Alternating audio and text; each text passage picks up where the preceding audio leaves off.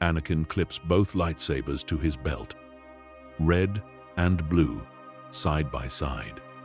Then he sets course for Alderaan, knowing that everything is about to change. The journey to Alderaan takes 8 hours through hyperspace. 8 hours that Anakin spends in silence, meditating on what he's about to do. He can't attack the rebel cell. He won't. But if he doesn't, Palpatine will know for certain that he's a traitor. And if Palpatine knows, then everyone Anakin loves will die. There has to be another way. There's always another way. That's what Obi-Wan used to say when they were backed into impossible situations during the Clone Wars. Anakin would suggest some reckless frontal assault, and Obi-Wan would smile and find a clever solution that saved lives instead of ending them. What would Obi-Wan do now? What would his master suggest if he were still alive?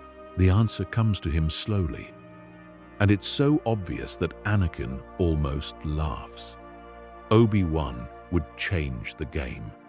He would stop playing by Palpatine's rules and create new ones. Anakin pulls up a star map and begins calculating. If he's going to do this, he needs to act fast before Palpatine sends reinforcements or deploys additional assets. He also needs allies, people he can trust to help him pull off what might be the most audacious plan of his life. He opens a secure comm channel to Bail Organa. Change of plans. I'm not going to Alderaan. I'm going to Mustafar. Mustafar. Anakin. That's where. I know what it is. It's also the perfect place for what I'm about to do. I need you to spread the word through the rebellion. Tell them that in 3 days, the Emperor will be vulnerable. Tell them to prepare for a coordinated strike. What are you planning? To end this, one way or another. Anakin cuts the transmission before Bail can protest. Then he opens another channel. This one. To someone he never thought he'd contact again. Someone who has every reason to want him dead, but might be willing to help if it means destroying Palpatine. The hologram flickers to life, showing a familiar face marked by new scars and hard-won wisdom. Ahsoka Tano stares at him through the blue light, her expression carefully neutral. This better be good, Anakin. I'm in the middle of something. I'm going to kill Palpatine, and I need your help. There's a long silence. Ahsoka's eyes narrow, studying his face through the hologram. You're serious. I've never been more serious about anything in my life. Palpatine knows I've been helping the rebellion. He's testing me, trying to force my hand.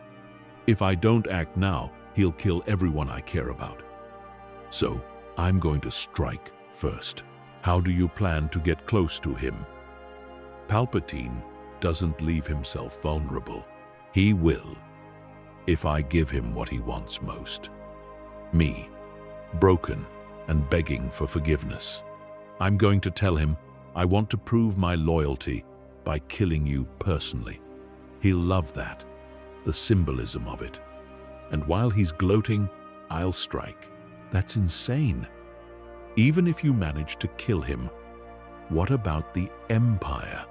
What about all the forces he's built up? They won't just surrender because their leader is dead. That's where the rebellion comes in.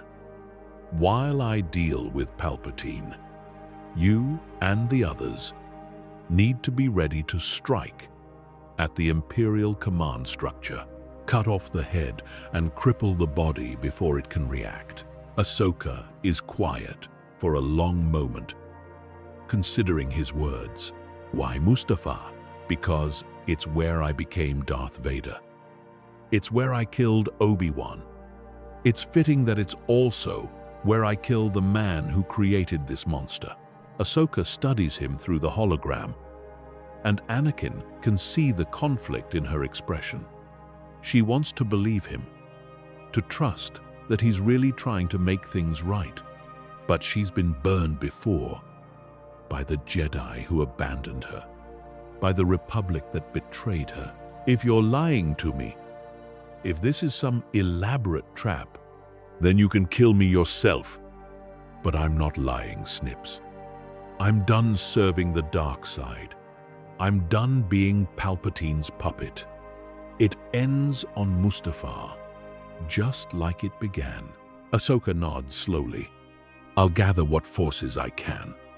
But Anakin, even if we succeed, even if Palpatine dies and the Empire falls, that doesn't erase what you've done. You'll still have to answer for your crimes. I know, and I will. But first, let me do this one good thing. Let me save the galaxy from the monster I helped create. The hologram cuts out, and Anakin is alone again with his thoughts. He knows this is a suicide mission. Even if he manages to kill Palpatine, the Emperor's guards will cut him down before he can escape. But that's okay. He's made his peace with dying. All that matters is that Padme and the children survive, that they get to live in a galaxy free from Palpatine's tyranny. He sets course for Mustafar, and as the red planet comes into view, memories flood through him. The last time he was here, he was full of rage and fear, convinced he was saving Padme by serving Palpatine. He was so blind, so desperate, that he couldn't see the truth right in front of him. He landed on this planet as Anakin Skywalker and left as Darth Vader. Now he's returning as something in between. Neither Jedi nor Sith, just a man trying to make amends for his failures. The facility where he killed Obi-Wan is still standing, though it's been abandoned since that day. The Empire built a new fortress on the other side of the planet, a massive structure designed to harness the lava's power for industrial purposes. But the old facility remains, a monument to Anakin's fall. He lands his fighter and steps out into the scorching heat. The platform where Obi-Wan stood before dying is gone, collapsed into the lava. But the memory of it remains, burned into Anakin's mind more permanently than any scar. He walks to the edge of the remaining platform and stares down at the molten rock below. Somewhere down there, Obi-Wan's body was consumed by the fire. His master, his brother, the man who believed in him when no one else did, gone because Anakin couldn't control his anger. I'm sorry, Master. I'm sorry I failed you. I'm sorry I became exactly what you warned me against. The words are swallowed by the roar of the lava. But Anakin feels a small measure of peace in speaking them. He's not looking for forgiveness. He knows he doesn't deserve it, but he needs to acknowledge what he's done. To say the words out loud. He pulls out his communicator and opens a channel directly to Palpatine. It's time to set the trap. My master, I need to speak with you.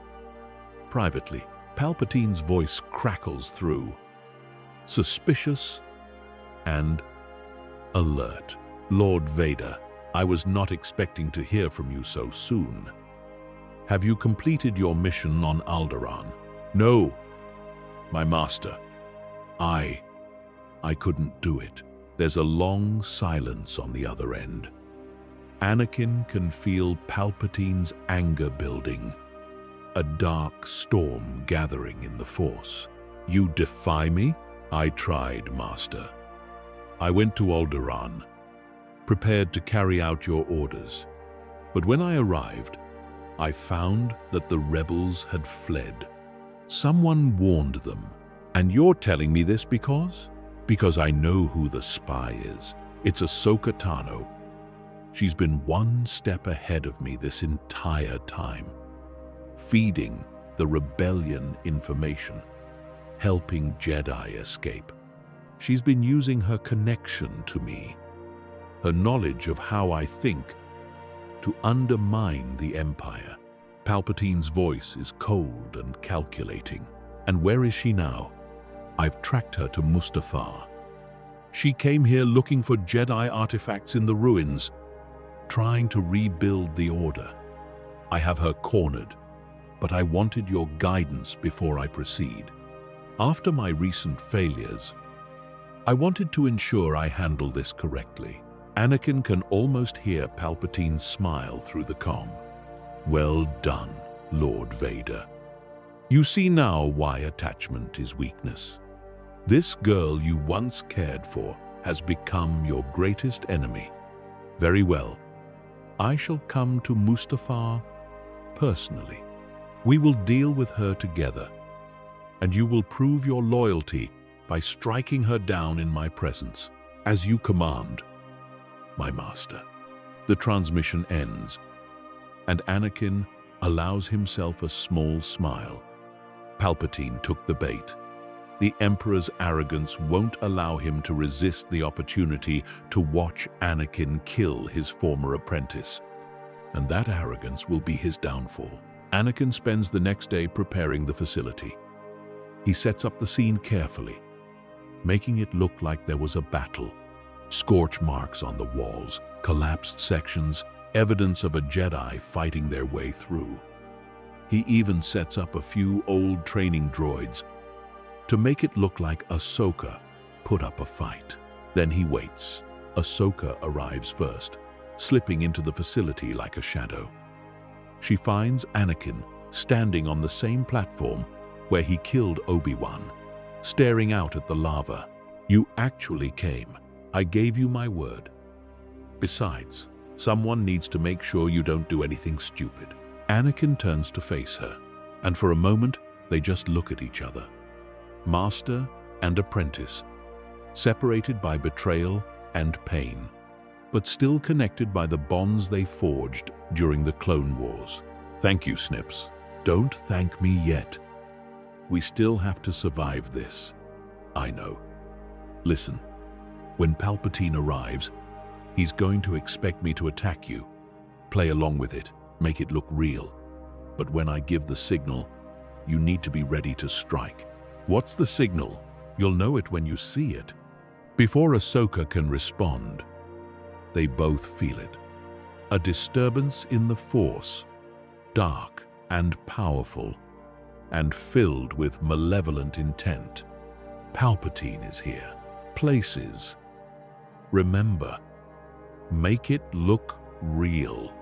Ahsoka disappears into the shadows, and Anakin takes his position on the platform. He can hear the Emperor's shuttle landing outside, the sound of the guards marching through the facility, and then Palpatine enters, his yellow eyes gleaming with anticipation. Lord Vader, show me this Jedi you have captured.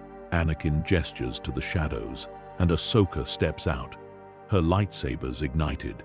She looks defiant, dangerous, exactly the way she looked when she left the Jedi Order all those years ago. Ahsoka Tano, how fitting that you should die here, in the place where your master fell to the dark side. I'm not the one who's going to die today, Sidious. Palpatine laughs, a cold sound that echoes through the facility. Such spirit. It's almost a shame to waste it. Lord Vader, kill her. Prove your loyalty once and for all. Anakin ignites his lightsaber, the red blade casting an eerie glow. He advances on Ahsoka, slowly, deliberately. She backs away, her own blades raised in defense. Come on, Sky Guy. You're going to have to do better than that. They clash, lightsabers singing as they meet. To Palpatine, it looks like a real fight. Brutal and unforgiving. But Anakin and Ahsoka are communicating through the Force, coordinating their movements, making it look convincing while actually working together. Anakin drives Ahsoka back toward the edge of the platform, and she stumbles, falling to one knee. Palpatine leans forward, eager to see the killing blow. Yes, strike her down. Let your hatred flow. This is it. The moment Anakin has been waiting for. He raises his lightsaber high, and Ahsoka looks up at him with wide eyes. For a split second, everything hangs in balance. Then Anakin brings the blade down, not at Ahsoka, at Palpatine. The Emperor's eyes widen in shock as he realizes what's happening. He tries to raise his lightsaber, but Anakin is faster. The red blade slices through the air, aimed directly at Palpatine's chest. But Palpatine didn't survive for decades by being slow. He throws himself backward, using the Force to propel himself across the room. Anakin's blade misses by inches, cutting through the Emperor's robes instead of flesh. Traitor! I should have known. I should have seen. Palpatine's voice is filled with rage and something else. Hurt. Genuine hurt. That his apprentice, his greatest creation, has betrayed him. Ahsoka springs into action, her lightsabers flashing as she attacks from the other side. Palpatine is caught between them, forced to defend against two skilled opponents simultaneously. The Emperor is everything the legends say. Despite being outnumbered, despite the surprise attack, he holds his own against them. His lightsaber moves in a blur, parrying their strikes with impossible speed. Lightning crackles from his free hand, forcing them to dodge and weave. You are supposed to be my masterpiece, Vader, my perfect creation. And you throw it all away for what? Love? Sentiment? Weakness? Anakin doesn't respond. He just keeps attacking, pouring all his rage and pain into each strike. This is for Obi-Wan. This is for the younglings. This is for every life Palpatine has destroyed.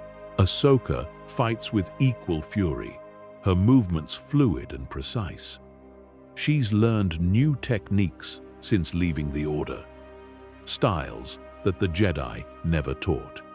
Her white blades dance through the air, forcing Palpatine to split his attention. But the Emperor is cunning.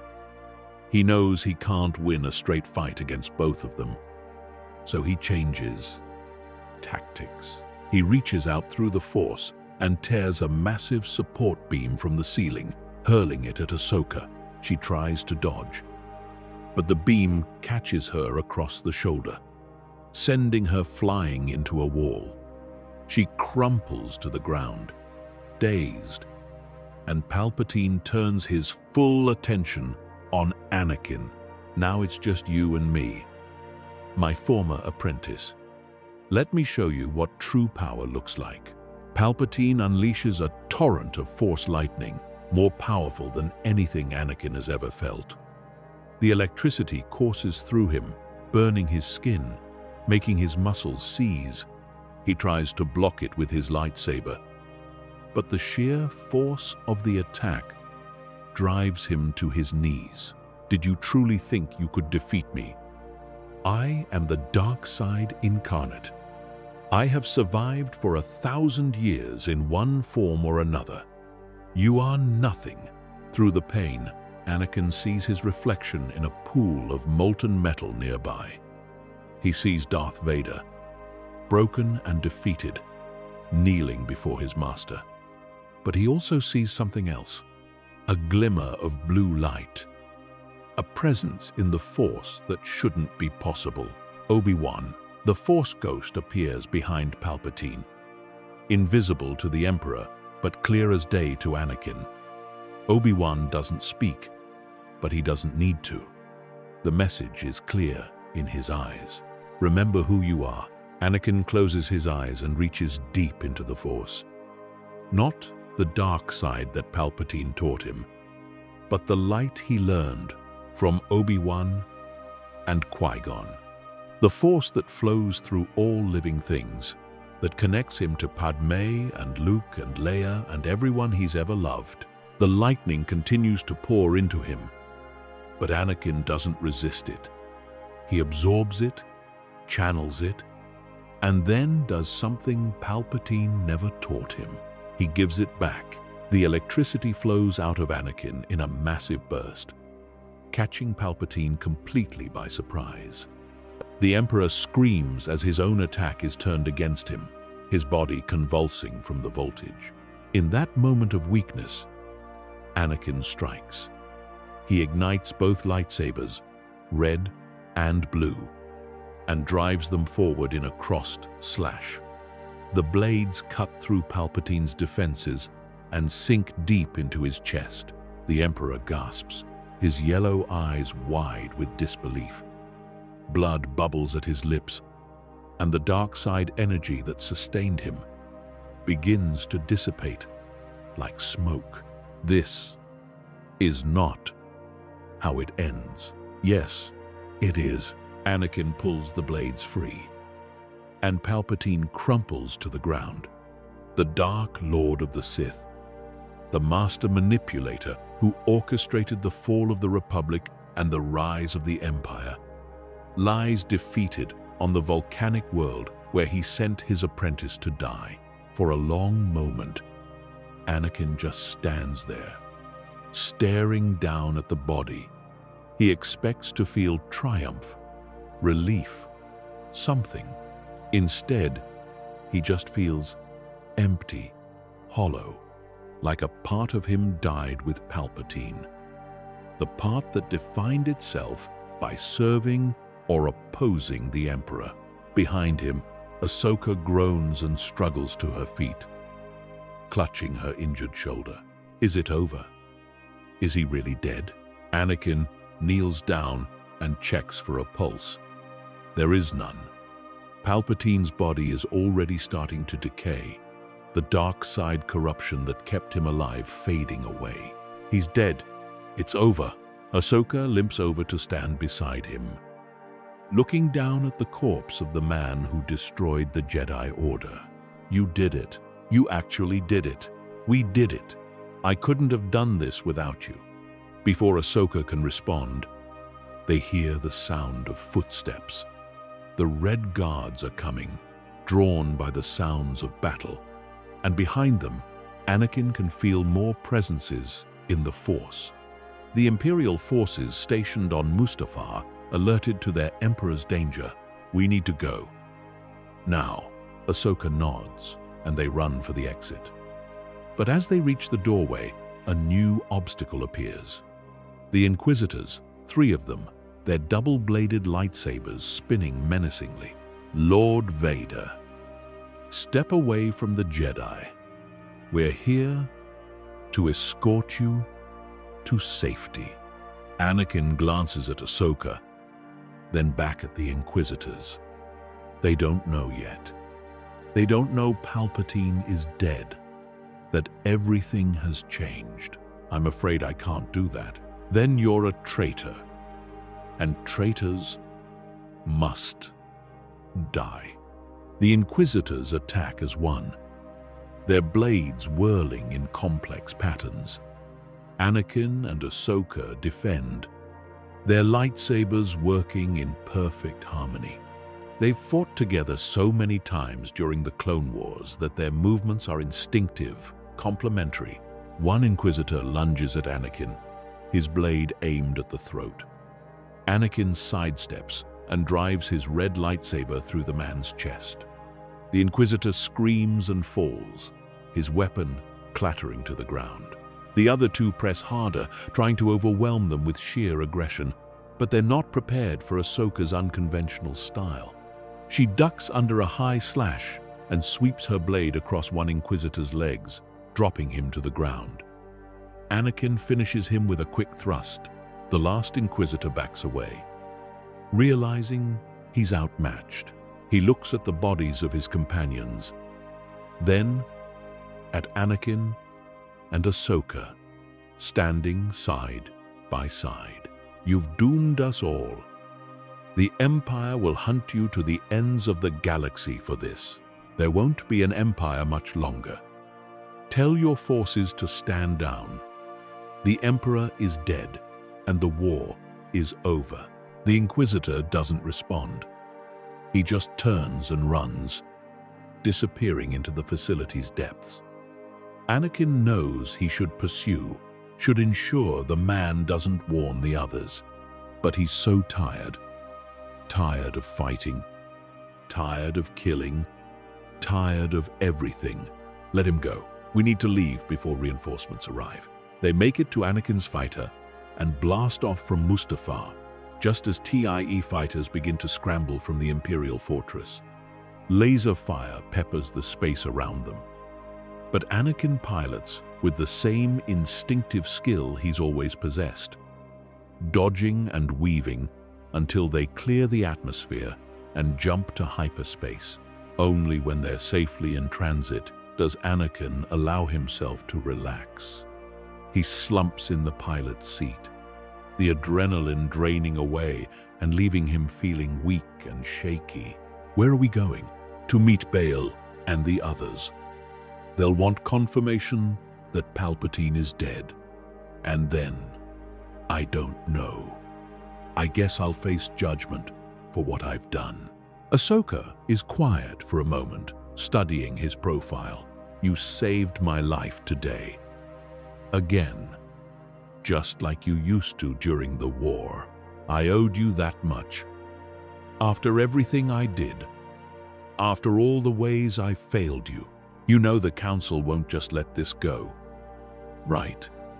Even if you killed Palpatine, even if you helped the rebellion, you still murdered younglings. You still helped destroy the Jedi Order. I know. And I'll accept whatever punishment they decide. Death, imprisonment, exile. I deserve all of it and more. What about Padme? What about Luke and Leia? The question hits Anakin like a physical blow. His children, in all the planning and fighting, he'd almost forgotten about them. What will happen to them once the galaxy knows what their father did? How will they grow up knowing that Anakin Skywalker, the chosen one, became a mass murderer? I don't know. Maybe it's better if they never know me. Maybe they should grow up believing their father died a hero, not this. Ahsoka reaches over and places a hand on his shoulder. They deserve to know the truth. All of it. The good and the bad. And then they can decide for themselves who you are. The rest of the journey passes in silence. When they finally emerge from hyperspace, they find themselves at a massive rebel fleet. Dozens of ships, from small corvettes to captured star destroyers, all gathered in one place. And standing on the bridge of the flagship is Bail Organa, Mon Mothma, and to Anakin's shock, Padme. She's here. His wife is here. Standing among the rebel leadership, looking stronger and more determined than he's ever seen her. When the shuttle lands and Anakin steps out, their eyes meet across the hangar bay. For a moment, neither of them moves. Then Padme breaks into a run, crossing the distance between them in seconds. She throws her arms around him, and Anakin holds her like she might disappear if he lets go. You did it. You really did it. Is it really over? Is Palpatine really gone? He's dead. I killed him on Mustafar. The Empire's leader is gone. Padme pulls back slightly, looking up at his face. There are tears in her eyes, but she's smiling. Then we won. After everything, we actually won. Anakin wants to share her joy, to celebrate their victory. But he can't shake the feeling that this is just the beginning. Palpatine is dead, but the empire he built remains. And Anakin still has to answer for his crimes. The celebration is short-lived. Within hours, news of Palpatine's death spreads across the galaxy. Some systems rejoice, declaring independence from the Empire. Others descend into chaos as local governors try to seize power. And the Imperial military, still massive and powerful, splinters into factions. The Rebel Alliance moves quickly to establish a provisional government. Bail Organa and Mon Mothma take the lead, working to create a new republic that learns from the mistakes of the old one. Padme joins them, lending her political expertise to the effort. But there's still the question of what to do with Anakin. A tribunal is convened, made up of surviving Jedi Masters, rebel leaders, and representatives from planets that suffered under the Empire. Anakin is brought before them to answer for his crimes as Darth Vader. The proceedings take place on Naboo, in the same throne room where Padme once served as queen. Anakin stands in the center of the room, surrounded by guards, while the tribunal sits in judgment above him. Yoda is there, having emerged from hiding on Dagobah. He looks older and more tired than ever, but his eyes are sharp as he studies his former student, Anakin Skywalker. Brought before this tribunal you have been. Answer for your crimes. You must. Mace Windu would have been there too, but he died during the Jedi Purge. In his place sits Shaak Ti, one of the few Jedi Masters who survived. Her expression is hard, unforgiving. You stand accused of murdering Jedi younglings, betraying the Jedi Order, and assisting in the genocide of our people. How do you plead? Guilty. The word echoes through the chamber. There's no point in denying it. No defense he can offer. He did all those things and more. The only question is what his punishment will be. Bail Organa stands from his seat among the tribunal. While we acknowledge these crimes, we must also consider Anakin's role in defeating Palpatine. Without his intelligence, without his final act of defiance, the Emperor would still rule and the Empire would still oppress the galaxy. That doesn't excuse what he did. The voice comes from the back of the room. Ahsoka steps forward, her expression conflicted. I've fought alongside Anakin. I've seen him do incredible good, but I've also seen the bodies he left behind, the lives he destroyed. Justice demands that he answer for those crimes, regardless of what he did later. Yoda nods slowly. Wise words. Young Tano speaks. A debt Anakin has paid to the galaxy, but a greater debt he still owes to those he harmed. Death, some would say, he deserves. Imprisonment, others might choose. Exile, a third option it is. Anakin listens to them debate his fate, feeling strangely detached from the proceedings. Whatever they decide, he'll accept it. He doesn't have the right to argue for mercy. Then Padme stands, and the room falls silent. Everyone knows about her relationship with Anakin, knows that her judgment might be compromised, but they also respect her enough to hear her out. I won't defend what Anakin did as Vader. Those actions are indefensible. But I will say this: when he had the chance to remain Vader, to serve Palpatine and live in power, he chose differently. He chose to risk everything to protect innocent lives. That should count for something. Shaak Ti's expression softens slightly. What would you have us do, Senator? Simply forgive him and pretend the past never happened? No. I would have you give him the chance to make amends, to spend the rest of his life working to undo the damage he caused. Death is easy. Death is escape. living with what you've done, working every day to be better. That's the real punishment. The tribunal deliberates for hours. Anakin is taken back to his cell while they discuss, leaving him alone with his thoughts. He thinks about Luke and Leia, now a year old, taking their first steps and speaking their first words. He thinks about all the children he killed, who never got the chance to grow up. When they finally summon him back, Yoda delivers the verdict. Decided, we have death you deserve, but death, too merciful it would be. Instead, exile we choose. To the outer rim you will go, far from the core worlds, far from those you harmed. There, serve the people you will. Protect them, help them as a Jedi should. Only through a lifetime of service, earn redemption you might. Anakin bows his head, accepting the judgment. What about my family? A choice they have. Go with you. They may. Or remain here they can. Their decision, it is. Padme doesn't hesitate. I'll go with him.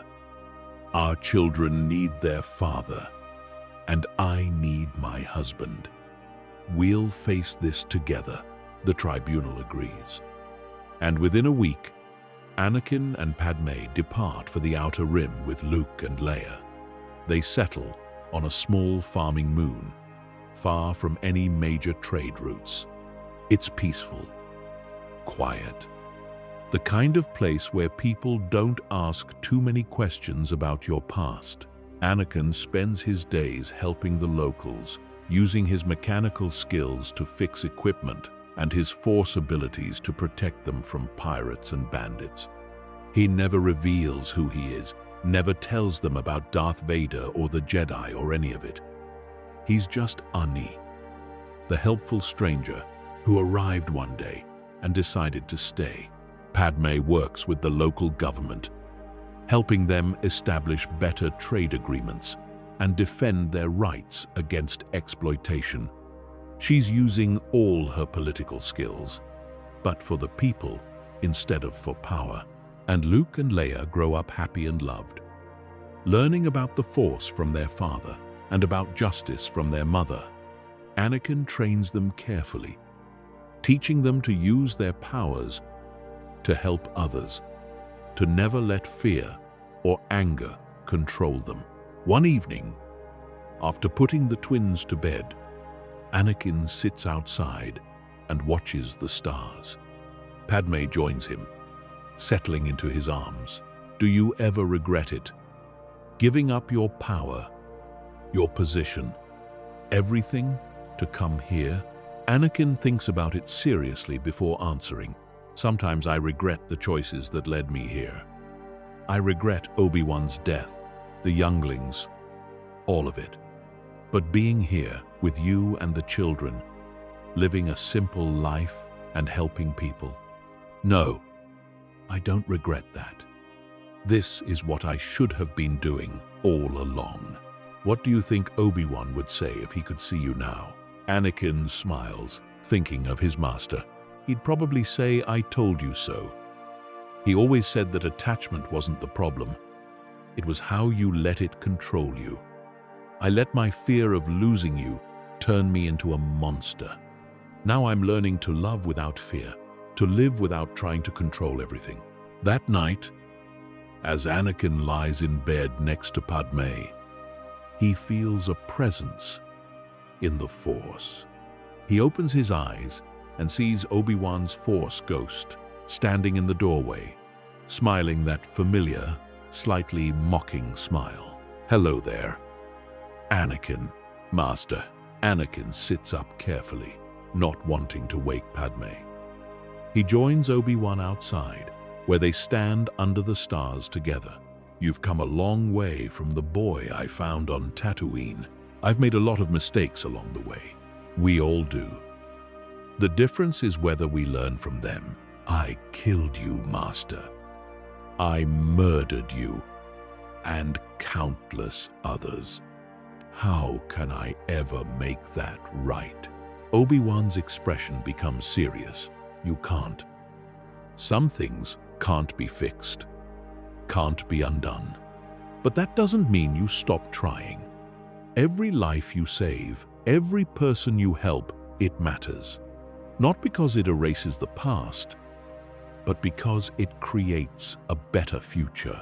I miss you. I miss fighting by your side. And I miss you, old friend. But my time is past. Yours is still happening. Use it wisely. The Force ghost begins to fade. But before he disappears completely, Obi-Wan speaks one last time. May the Force be with you, Anakin. Always. And with you, Master. Years pass. Luke and Leia grow into strong, capable young people, trained in the Force, but grounded by their parents' love and guidance. The New Republic stabilizes, finding its footing and learning from the mistakes of the past. And Anakin Skywalker, once Darth Vader, lives quietly on his forgotten moon, helping people and teaching his children. He never forgets what he did. The nightmares still come, visions of the younglings and Obi-Wan and all the lives he destroyed. But he doesn't let the guilt paralyze him anymore. Instead, he uses it as motivation to be better, to do better. One day, when Luke and Leia are 16, they come to him with questions. Dad, we've been learning about the Clone Wars in our studies, about the Jedi and the Sith, and what happened to the Republic. Anakin's heart sinks. He knew this day would come, when his children learned the truth about who he was. He just hoped it would be later. What do you want to know? Leia looks at him with those sharp, penetrating eyes that are so much like Padme's. Were you there? During the fall of the Jedi? Anakin glances at Padme, who nods encouragingly. It's time. Yes, I was there. And I need to tell you the truth about who I am and what I've done. He tells them everything about being discovered on Tatooine, about training as a Jedi, about the Clone Wars and his growing disillusionment, about Palpatine's manipulation, the visions of Padme dying, and his fall to the dark side. He doesn't spare himself, doesn't try to make excuses. He tells them about the younglings, about Obi-Wan, about all the terrible things he did as Darth Vader. When he finishes, there's silence. Luke and Leia just stare at him, processing everything they've heard. Finally, Luke speaks. You murdered children? Yes. How could you do that? How could you possibly justify it? I can't. There is no justification, no excuse. I was afraid, and I let that fear turn me into a monster. I became the very thing I swore to destroy. Leia's voice is cold. And we're supposed to just forgive you? Pretend it never happened? No. I don't expect forgiveness. I just wanted you to know the truth. You deserve to know who your father really is. The twins leave, and Anakin sits alone, feeling like he's lost everything all over again. Padme comes to sit beside him, taking his hand in hers. They need time to process this. We all did when we first learned the truth about what you'd done. What if they hate me? What if they can never look at me the same way again? Then you'll accept it. Just like you accepted the tribunal's judgment. But Anakin, I know our children. They're strong, compassionate, and fair. Give them time. The days that follow are tense. Luke and Leia avoid Anakin, spending most of their time in meditation or studying off-world histories. Anakin gives them space, continuing his work, helping the local community, but feeling the absence of his children like a physical wound. Then, one evening, Luke comes to him while he's repairing a moisture vaporator in the settlement's central plaza. The young man stands there for a long moment, just watching his father work. "I've been thinking about what you told us, about everything you did." Anakin sets down his tools and turns to face his son. "And I'm angry. Furious, actually. At you, at Palpatine, at the whole situation. Those younglings didn't deserve what happened to them. Neither did Master Kenobi. You're right to be angry. But I've also been thinking about who you are now. The man who taught me to use the Force to help people, not hurt them. The father who's been there for every scraped knee, every nightmare, every moment of doubt.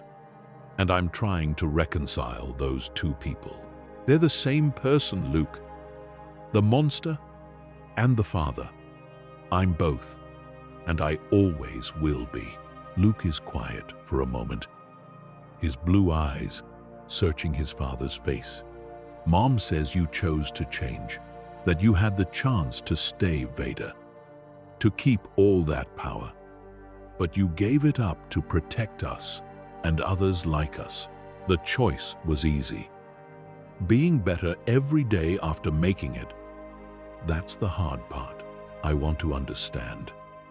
Not to excuse what you did, but to understand how it happened.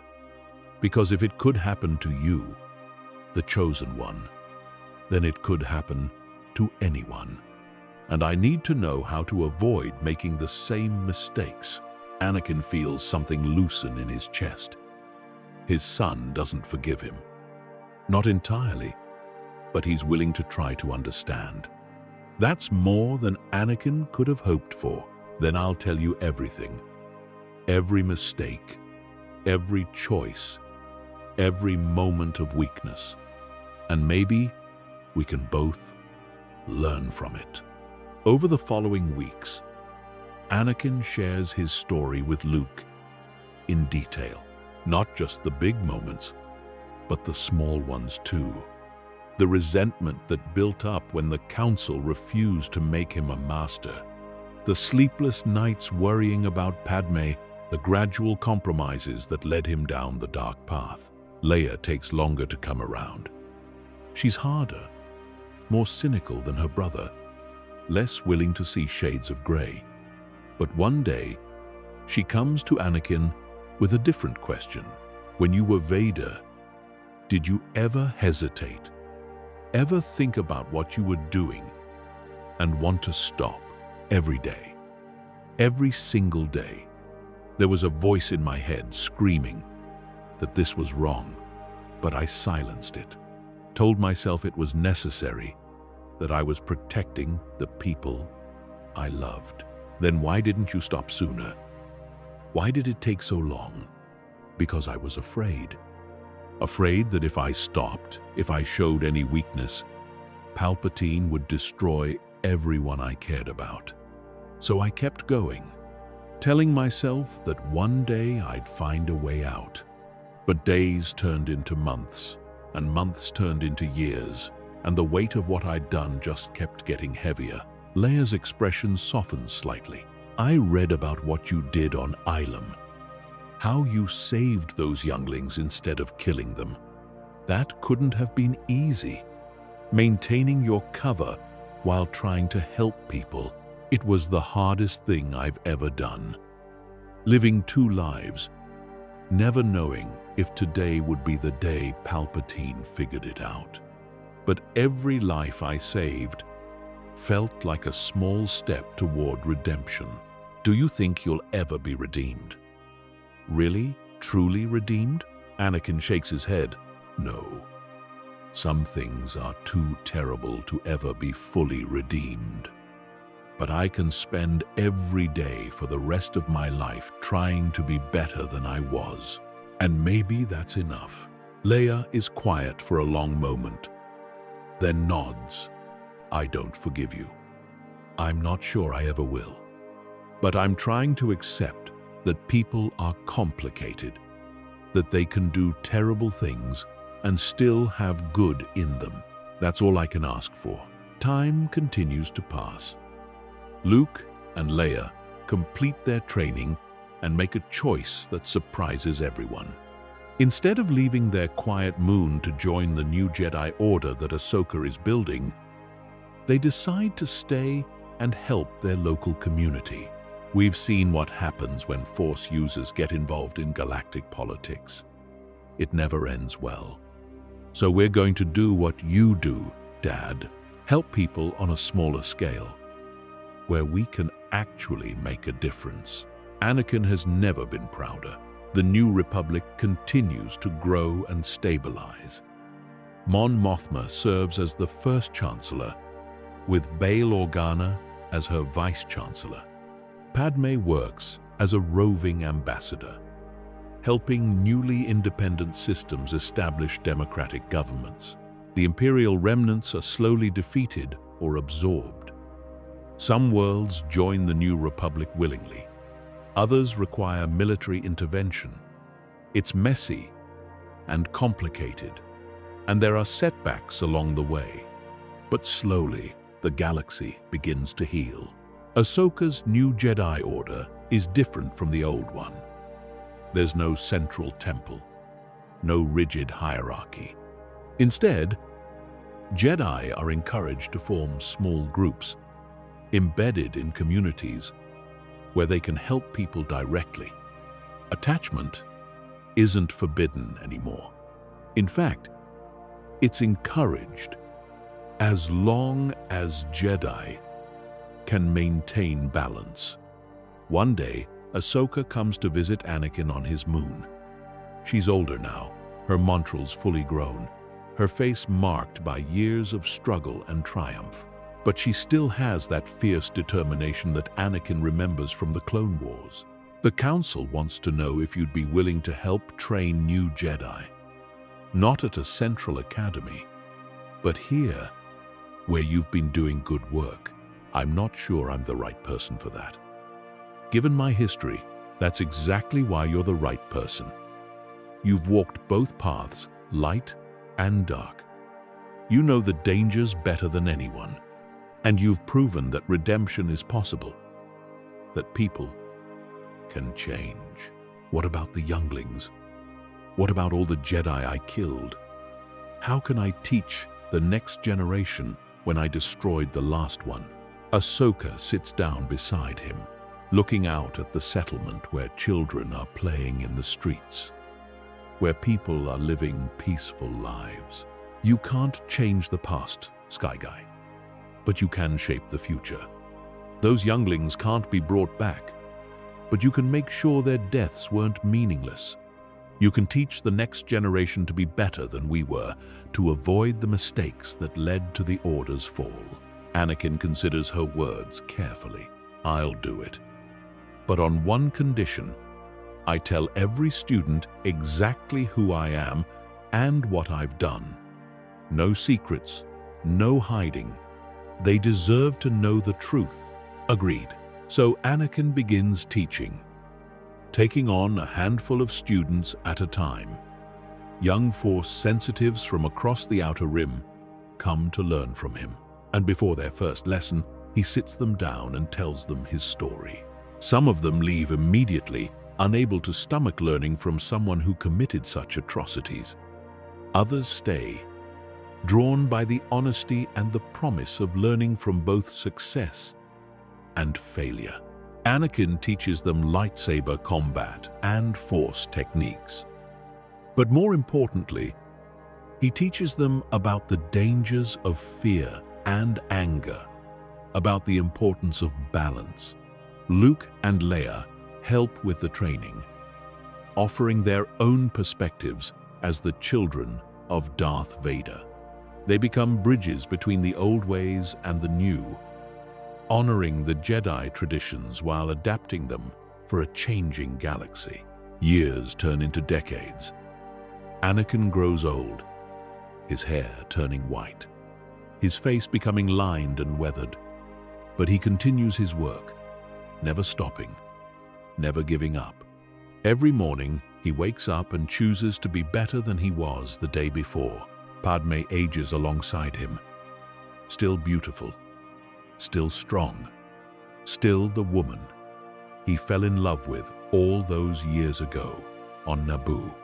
They sit together in the evenings, watching the twin suns set, and talk about their lives. Do you have any regrets? Thousands. But not about us. Never about us. Even though our marriage set you on the path to becoming Vader, you didn't make me become Vader. My fear of losing you, my inability to let go, my desperate need for control, those are what made me into Vader. You were just the excuse I used. We've built a good life here. A quiet life. A meaningful life. That's what matters. One night, when Anakin is in his 70s, he has a visitor. Yoda's Force ghost appears in his meditation chamber, smiling that familiar, knowing smile. Old, you have become. Young Skywalker. Not so young anymore, Master. Yet still learning, still growing. Proud of you. I am. The words hit Anakin harder than he expected. After everything he did, after all the ways he failed, to hear those words from Yoda means everything. I don't deserve your pride, Master. Perhaps not.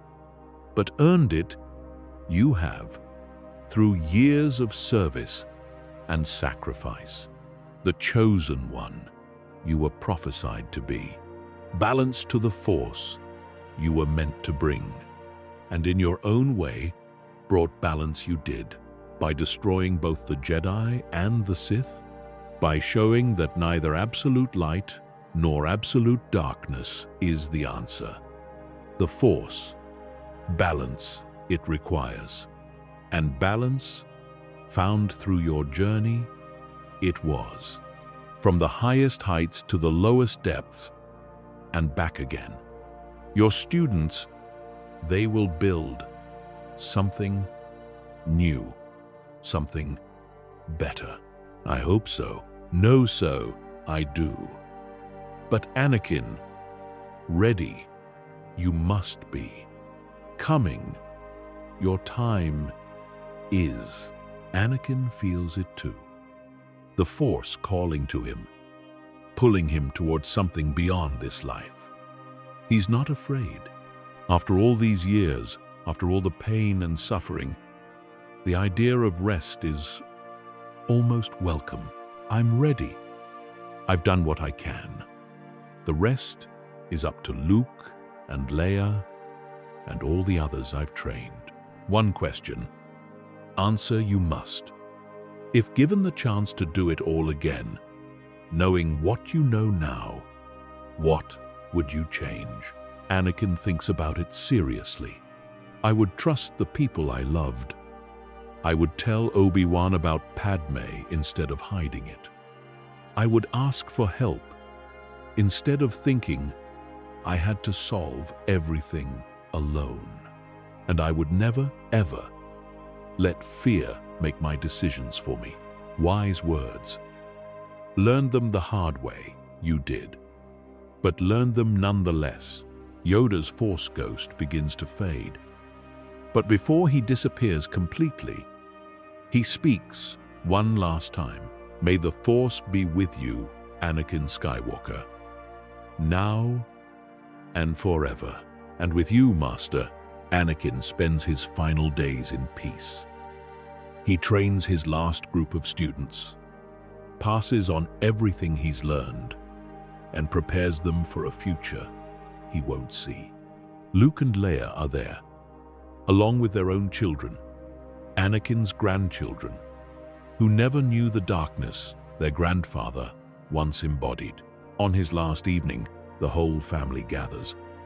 Padme holds his hand as the sun sets one final time. Luke and Leia sit on either side, and their children play in the yard outside, their laughter carrying through the open windows. I'm sorry I won't be here to see them grow up. Padme squeezes his hand gently. You've given them the foundation. That's what matters.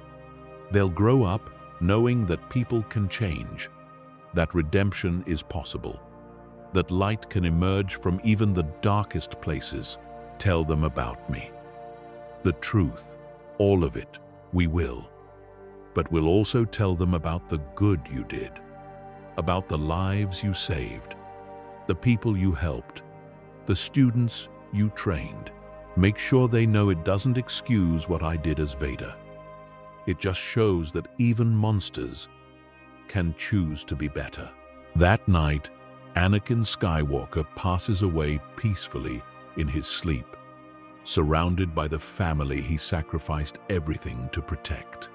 Padme holds him until the end, whispering words of love and forgiveness. When his body fades and becomes one with the Force, a brilliant blue light fills the room. And standing there, visible to all of them, are 3 Force ghosts. Obi-Wan Kenobi, smiling that slight, knowing smile. Qui-Gon Jinn, looking proud and satisfied. And Yoda, ancient and wise and filled with compassion. They're waiting for him. Anakin's spirit rises, looking down at his body and then at his family. Padme can see him, can feel his presence in the Force one last time. Go. They're waiting for you. I love you. I have always loved you, and I love you, now and forever. Anakin turns to face his masters, these men who shaped his life in so many ways. Obi-Wan extends his hand, and Anakin takes it. Ready to come home, old friend? Ready. Together, the 4 of them fade into the Force, becoming one with the cosmic energy that flows through all living things. Anakin Skywalker, once the Chosen One, once Darth Vader, once a monster and a hero, and everything in between, finally finds peace. The funeral is held on Naboo, in accordance with Anakin's wishes. Representatives from across the galaxy attend, not to honor Darth Vader, but to remember Anakin Skywalker and the complex legacy he left behind. Luke speaks first, his voice strong and clear. My father was not a good man. He did terrible things, hurt countless people, and caused suffering that can never be undone. But he was also my father. He taught me to use the Force, to help others, to never stop trying to be better. And he showed me that redemption is possible, that change is possible if you're willing to do the hard work. Leia follows, her words more measured, but equally powerful. I won't pretend that my father's crimes are erased by his later actions. They're not. The younglings he killed, the Jedi he murdered, they're gone forever. But I will say this. My father spent the last decades of his life trying to make amends. He helped hundreds of people, trained dozens of students, and did everything he could to prevent others from following his dark path. That matters. It doesn't fix what he broke, but it matters. Ahsoka speaks next, her voice thick with emotion. Anakin Skywalker was my master, my friend, and my greatest disappointment. He fell further than anyone I've ever known, and climbed back higher than I thought possible. He taught me that people are complicated, that they contain multitudes, and that the capacity for both great evil and great good exists in all of us. The Jedi he became in his later years, helping people and training students. That's the Anakin I choose to remember. Not because it erases Vader, but because it shows that even the darkest night can give way to dawn. Padmé speaks last. She's old now, her hair white, her face lined with age. But her voice is strong, filled with the same passion that made her a queen and a senator. I loved Anakin Skywalker. I loved him when he was a 9-year-old boy on Tatooine. I loved him when he was a young Jedi Knight. And I loved him when he became Darth Vader. That love didn't blind me to his faults or excuse his crimes, but it did give me hope that the man I married was still in there somewhere, fighting to come back to the light. And in the end, he did. He came back, not because it was easy, but because it was right. Because our children deserved a father, and the galaxy deserved better than the Empire. My husband was a complicated man who did both terrible and wonderful things, and I'm proud to have spent my life beside him. As the funeral pyre burns, sending Anakin's physical form into ash, the mourners stand in silence.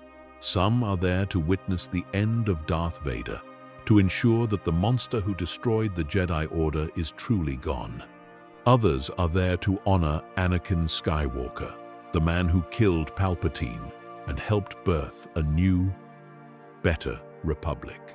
But most are there simply to acknowledge the complicated truth, that people are not simply good or evil, light or dark, that redemption is possible, but never complete, that the choices we make define us, and we can always choose differently. Luke and Leia stand together, watching the flames. Their children are with them, along with the students Anakin trained. The next generation, carrying forward his legacy of both warning and hope. What do we tell people when they ask about grandfather? Leia's voice is thoughtful. We tell them the truth. All of it. The good, the bad, the complicated mess of it all. We tell them about the chosen one who became Darth Vader, and about Darth Vader who chose to become Anakin Skywalker again. We tell them that people can change, but change doesn't erase the past. It just creates a different future, and we make sure they understand. Dad's story isn't a redemption arc. It's a cautionary tale about what happens when fear controls you, and a hopeful one about what happens when you finally let it go. The pyre burns through the night, and by morning, only ashes remain. They're scattered in the lake outside Padmé's family home, the same lake where Anakin and Padmé first confessed their love for each other all those years ago. As the sun rises over Naboo, the Force itself seems to sigh with completion. A balance has been achieved, not through the destruction of darkness or the triumph of light, but through the acknowledgement that both exist within all beings, and the choice to pursue light despite the darkness. In the years that follow, the story of Anakin Skywalker becomes legend. Some versions paint him as a purely tragic figure, a good man destroyed by forces beyond his control. Others portray him as irredeemably evil, a monster who got away with mass murder because he had powerful friends. But Luke and Leia work tirelessly to ensure the truth survives. They write books, give lectures, and train students who will carry the real story forward. Not the simplified version, but the messy, complicated reality. They establish the Skywalker Academy, a Jedi training facility that teaches both the light side techniques and the dangers of the dark. Students learn about the Force, but they also learn about Anakin's fall and recovery. They study his mistakes as carefully as his triumphs, understanding that both contain valuable lessons The New Republic thrives under the leadership of people who learned from the Old One's failures. Mon Mothma and Bail Organa create a government with stronger checks and balances, making it harder for any one person to accumulate too much power. Padmé's reforms give more voice to the Outer Rim worlds, ensuring that the government serves all its citizens, not just the wealthy and powerful. The new Jedi Order, under Ahsoka's guidance, becomes something truly different. Jedi are encouraged to form connections, to love and be loved, to engage with the world rather than retreat from it. They're not perfect. There are still failures and setbacks, but they learn from them, adapt, and keep trying to do better. And through it all, Anakin's story remains a central part of their teaching, a reminder that anyone can fall, but anyone can also rise again. That the Force offers infinite chances for redemption, as long as you're willing to do the work. Padmé lives for another decade after Anakin's death, working tirelessly for the Republic until her body finally gives out. On her deathbed, surrounded by her children and grandchildren, she smiles. I'm ready to see him again. Your father and I have a lot to talk about. Luke takes her hand gently. What will you say to him? That he was right. That love is worth fighting for, worth dying for, worth living for, and that I'm proud of who he became, even if it took him too long to get there. As Padmé's spirit leaves her body, she sees Anakin waiting for her. He's young again, the way he looked when they first fell in love on Naboo. No scars, no darkness, just the bright-eyed Jedi Knight who swept her off her feet. Hello, Ani. Hello, Angel. They embrace, and in that moment, all the pain and suffering of their lives fades away. What remains is just love, pure and simple and eternal.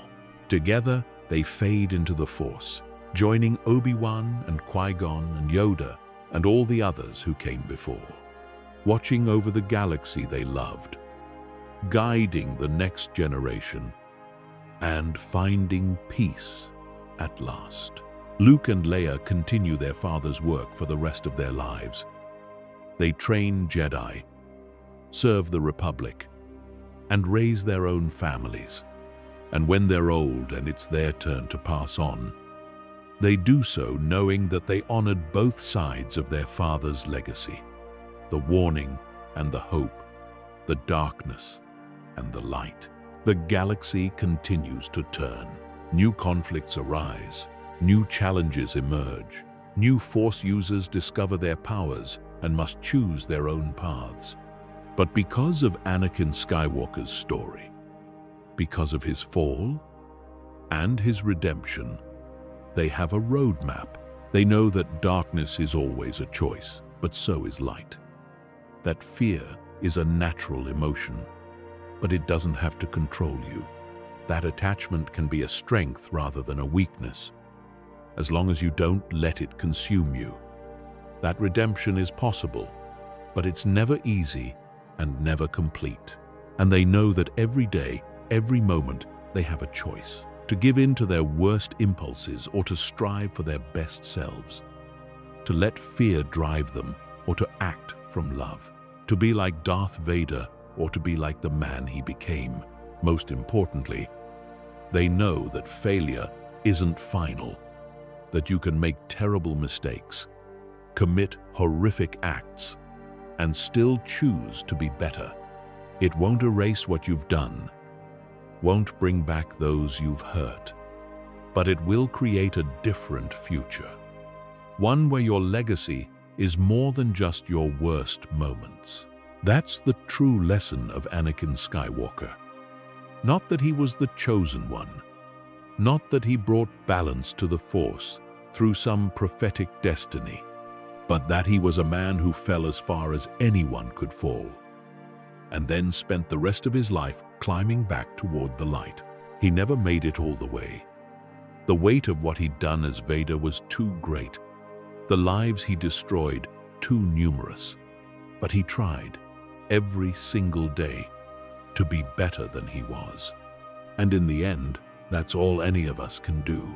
Choose to be better. Choose to help rather than hurt. Choose love over fear. Choose light over darkness. Not because it's easy, but because it's right. That's our theory. The Star Wars universe is a galaxy filled with exciting stories and possibilities, and we love exploring them. If you want to accompany us on this journey to a galaxy far, far away, then please like, share, and subscribe to our channel. What if Obi-Wan died on Mustafar and Anakin walked away victorious?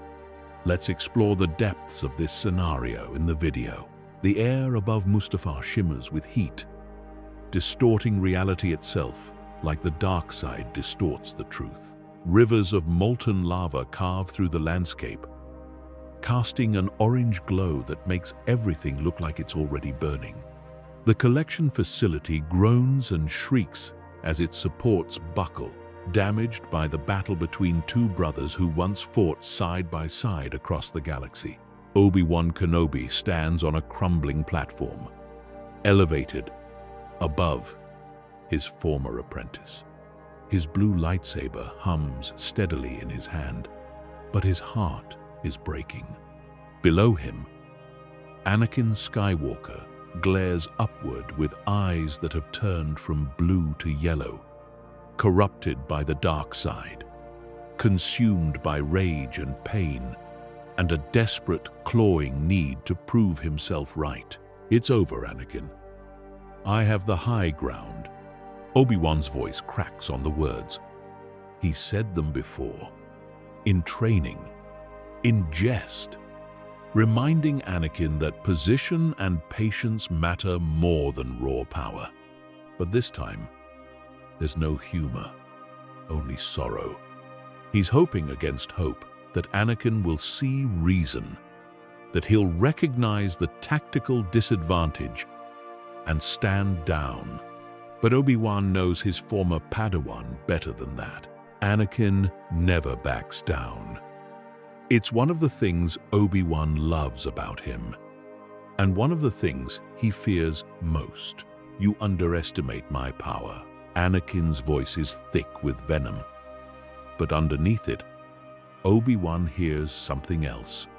Desperation, fear, the very emotions that led him down this dark path. Anakin's whole body is tense, coiled like a spring, ready to release.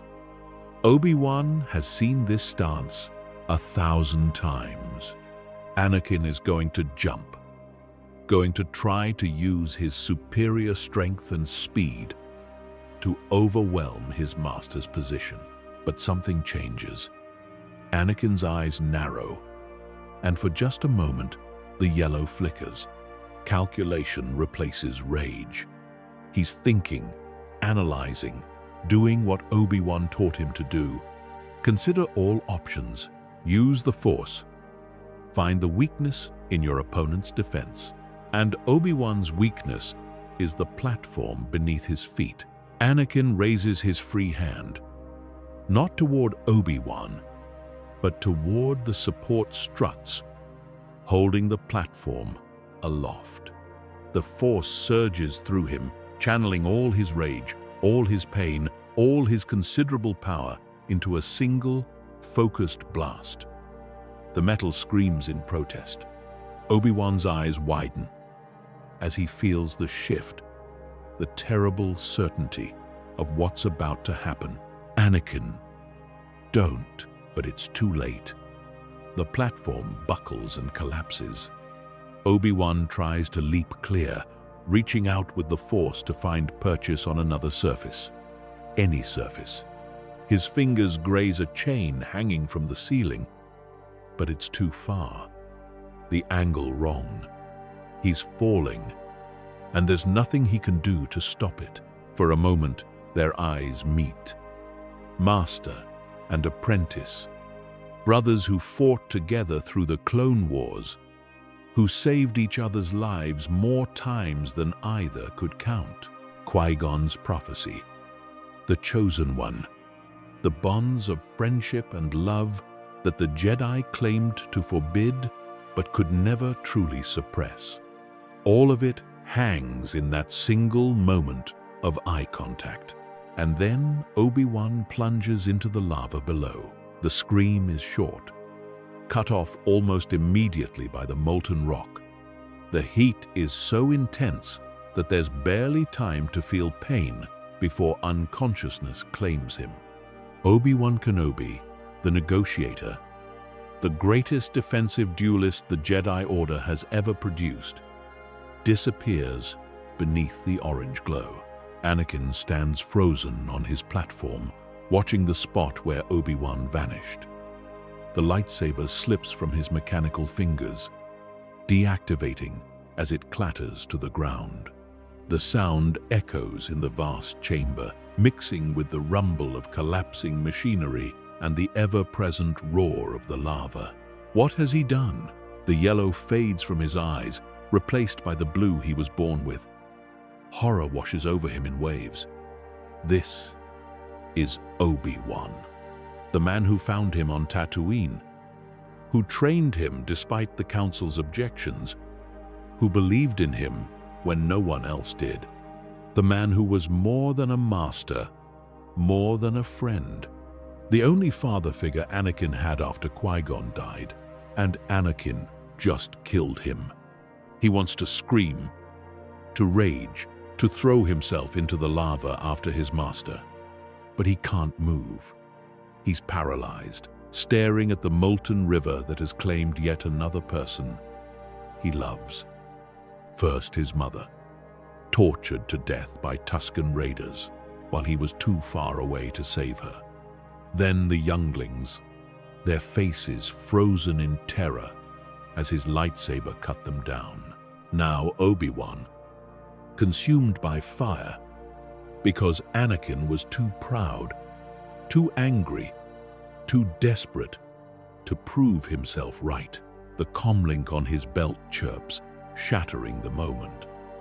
Palpatine's voice crackles through, tinny and distant, but unmistakably commanding.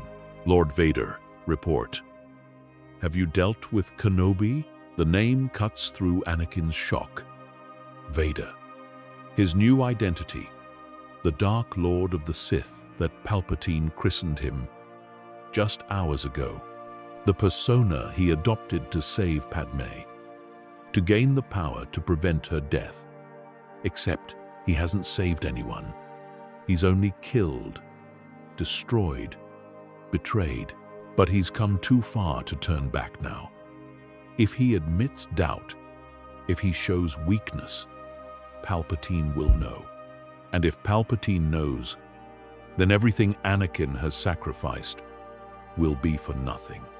Padme will still die, and he'll have murdered his best friend for no reason at all. So Anakin Skywalker buries his horror, his grief, his guilt. He closes his eyes, and when he opens them again, the yellow has returned. Harder than before, colder. It is done, my master.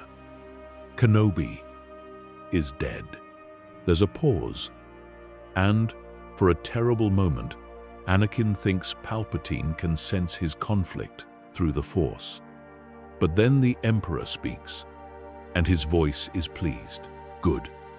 Very good. Return to me at once. We have much work to do. The Jedi Order is broken, but we must ensure it never rises again. And there are other matters to attend to. Your wife, for instance. The mention of Padme sends a jolt through Anakin. That's right.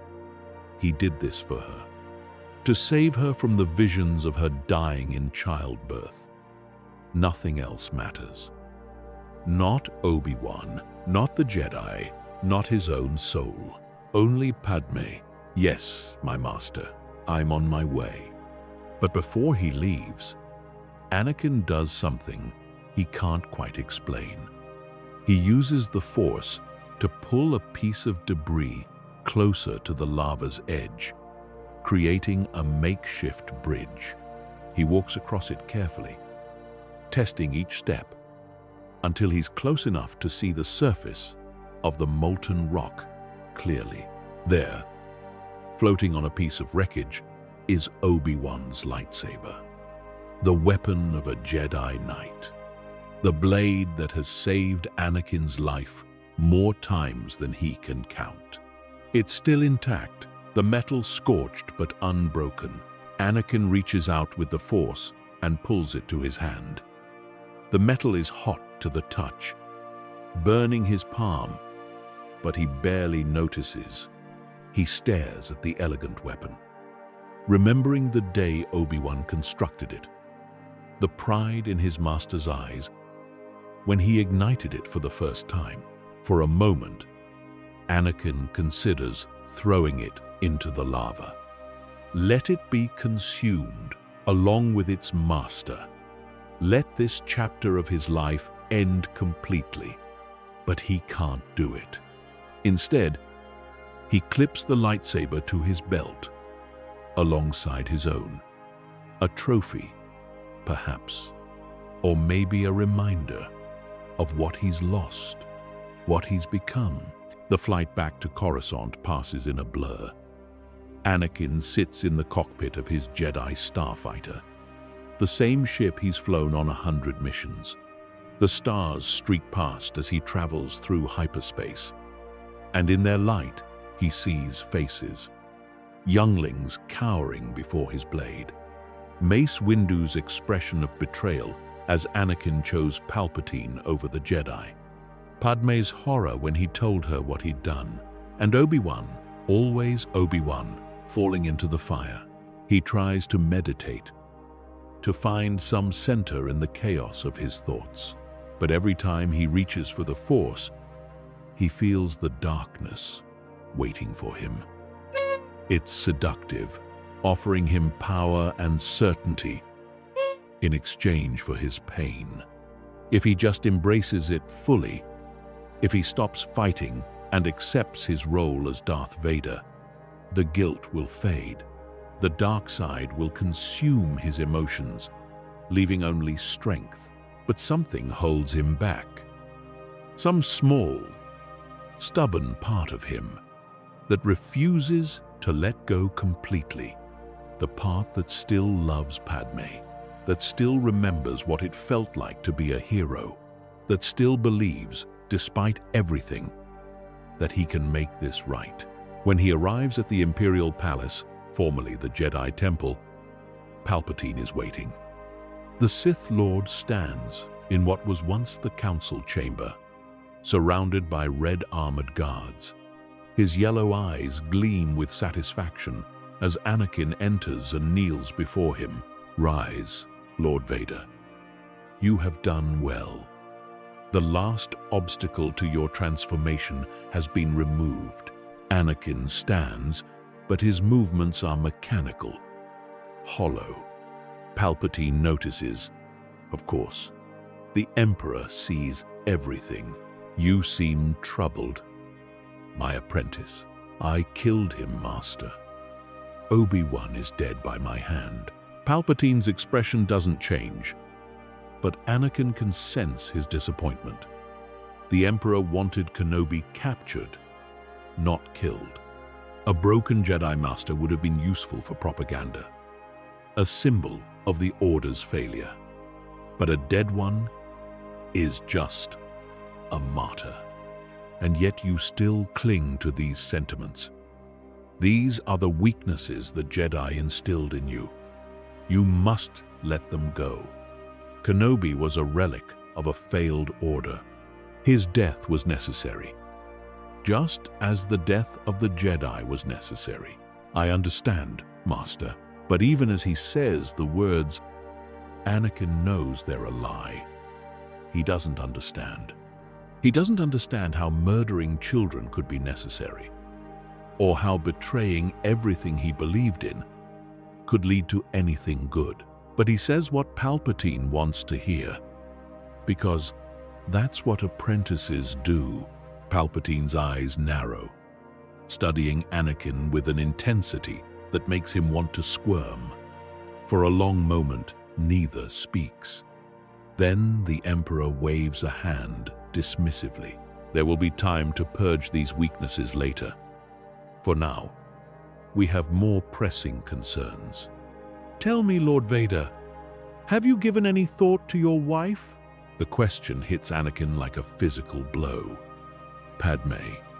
In the chaos and horror of Mustafar, he'd almost forgotten about her. Almost. But the visions are still there, lurking in the back of his mind. Padme screaming in childbirth. The life draining from her eyes as she brings their child into the world. Where is she? Palpatine's smile is cold and knowing. That is what concerns me. Senator Amidala has disappeared. No one has seen her since you left for Mustafar. The medical droids report she never arrived at any facility on Coruscant. It appears someone is hiding her from us. Anakin's heart races. He reaches out through the Force, searching desperately for some sign of her. And there, faint but unmistakable, he feels her presence. She's alive. Weak, frightened, but alive. Relief floods through him so powerfully that his knees almost buckle. I can find her. See that you do. And when you do, you will bring her to me.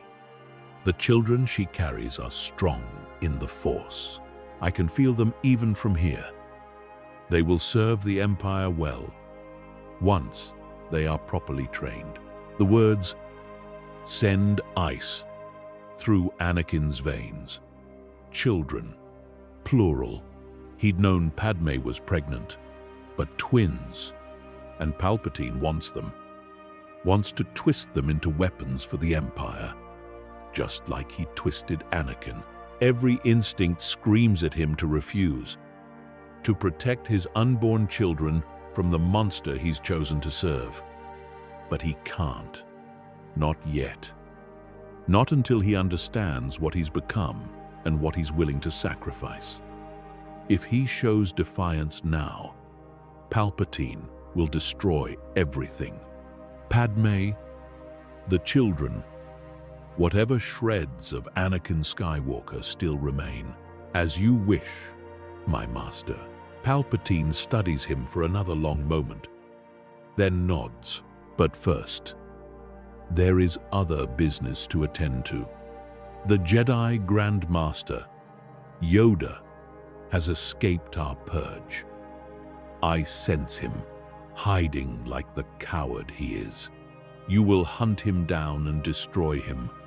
Only then will the Jedi truly be extinct. Anakin bows his head, accepting the mission. But inside, his mind is racing. Yoda, the wisest, most powerful Jedi in the Order. If anyone can help him understand what's happening, if anyone can show him a path forward, it might be Yoda. Or Yoda might simply kill him for what he's done. And honestly, Anakin thinks maybe that would be for the best. There will be no sentiment, Master. Only victory. The search for Yoda takes weeks that blur into months. Anakin scours the galaxy, following every lead, every whisper in the Force. He interrogates survivors with methods that would have horrified the Jedi he used to be. He tortures informants, destroys entire outposts on the mere suspicion that they might be hiding the Grand Master, and leaves a trail of death in his wake. The Empire's new enforcer is relentless, unstoppable, feared across the galaxy. Darth Vader becomes a name whispered in terror, a dark figure who appears without warning and leaves only corpses behind. Some say he's not human anymore, that he's more machine than man. Others claim he's a Force ghost, the vengeful spirit of a fallen Jedi. The truth is somehow worse than any rumor. But through it all, Anakin's mind keeps drifting back to Padme. He can still feel her in the Force, her presence growing stronger in some ways, weaker in others. She's given birth. He realizes one day, the twins are here, somewhere in the galaxy, and he's never even seen them. The realization hits him during a raid on a suspected Jedi safe house on Ryloth. He's in the middle of interrogating a Twi'lek resistance fighter when he feels it. A disturbance in the Force. Two small lights blinking into existence. His children, Luke and Leia. Though he doesn't know their names yet, the Twi'lek uses his distraction to try to escape, but Anakin barely notices. He reaches out through the Force, trying to touch those small, pure presences. They're so innocent, so untainted by the darkness that has consumed their father. And they're in danger. He can feel it. Not immediate danger, but the looming threat of discovery, of Palpatine finding them and doing to them what he did to Anakin. When Anakin comes back to himself, the Twi'lek is dead. His neck snapped. Anakin doesn't remember doing it. He stands in the ruined safe house, surrounded by bodies, and realizes that he's become exactly what Obi-Wan warned him about. A monster. A servant of evil. But he can't stop. Not now. If he stops, if he shows any weakness, Palpatine will know. And if Palpatine knows about his conflict, about his lingering attachments, he'll use that knowledge to hurt the people Anakin loves. Better to keep playing the role. To be the perfect apprentice, until he can find a way out. The trail finally leads him to Dagobah, a remote swamp world, strong in the Force. The moment his ship enters the atmosphere, Anakin knows he's found his quarry. The Force here is alive in a way he's never experienced before. Ancient and wild, and somehow aware. It's like the planet itself is watching him, judging him. He lands his fighter in a clearing and steps out into the humid air. Mist clings to everything, reducing visibility to just a few meters. The sounds of the swamp surround him, chirps and croaks and the rustle of things moving through the undergrowth. Slowly, deliberately, Anakin begins to walk deeper into the wilderness. He doesn't ignite his lightsaber. Not yet. He knows Yoda is watching, waiting, probably hoping that Anakin will make the first move and reveal his intentions. But Anakin has learned patience in the months since Mustafar. He's learned to control his rage, to channel it into cold efficiency rather than hot fury. Come to finish what you started. Have you, young Skywalker? The voice comes from everywhere and nowhere, echoing through the Force rather than the air. Anakin spins, searching for the source, but sees only trees and fog. Show yourself, Master Yoda. Or have you become too much of a coward? A coward?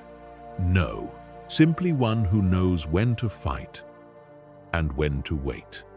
But if a fight you seek, a fight you shall have. Yoda appears on a fallen log, not 20 feet away. The ancient Jedi looks older than Anakin remembers, worn down by the weight of the galaxy's suffering, the destruction of the Jedi Order, the rise of the Empire, the corruption of his most promising student. It's all there in his eyes, a grief so profound that Anakin almost feels ashamed. Almost. Anakin ignites his lightsaber, the red blade casting an eerie glow in the mist. The color still feels wrong to him, corrupt and angry, where his old blue blade was clean and pure. But Palpatine insisted on it, said the red crystal represented his new power, his freedom from the Jedi's restrictions. Yoda's green blade springs to life in response, and the two face each other across the swamp. For a moment, neither moves. They're sizing each other up, feeling each other's presence in the Force. Anakin is stronger than the last time they dueled, fueled by months of rage and pain. But Yoda is wiser, more experienced, and deeply connected to this place. Turn back from this path you still can, young Skywalker. Not too late. It is. You're wrong. It was too late the moment I saw what the Jedi truly were. Blind, arrogant, and weak. You let Palpatine rise right under your noses. You let the Republic fall. And you let my mother die when you could have saved her. The words burst out of him. Accusations he's been holding in for years. Ever since Qui-Gon brought him to the temple, Anakin has felt like an outsider among the Jedi. Too old, too emotional, too attached to the things and people he loves. The Council barely tolerated him, and even Obi-Wan, for all his patience, sometimes looked at Anakin like he was a problem to be solved rather than a person to be understood. Pain and suffering, part of life they are. Attachment, the path to the dark side. It is. Spare me your wisdom, old fool. It's those teachings that destroyed the Jedi, not me. Anakin leaps forward, his blade descending in a vicious arc. But Yoda is already moving, his small form a blur of green light and impossible speed. They clash in the heart of the swamp, lightsabers singing as they meet again and again. Yoda is everything the legends say and more. Despite his size and age, his strength in the Force is overwhelming. He leaps and spins, using the environment to his advantage, turning Anakin's power against him. Tree branches become weapons, vines wrap around Anakin's legs, and the very mist seems to thicken when Yoda wills it. But Anakin has changed since their last encounter in the temple, when Yoda easily deflected his attacks during a training session. He's faster now, stronger, and filled with a rage that won't be denied. He channels the dark side without reservation, letting it fuel his strikes. And for the first time, he sees Yoda struggle.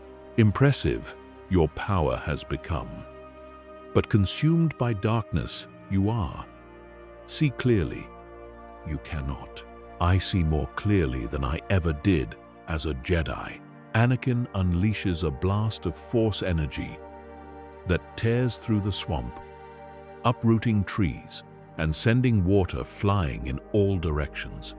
Yoda barely deflects it, using his own power to create a shield that absorbs most of the impact. But the effort costs him. And for the first time, Anakin sees something in the Grand Master's eyes. Not fear, exactly, but concern. Recognition that Anakin might actually be able to win this fight. They break apart, circling each other. The mist has thickened to the point where they can barely see each other, communicating more through the Force than their physical senses. The sounds of the swamp have gone silent, as if even the native creatures can sense the titanic struggle taking place.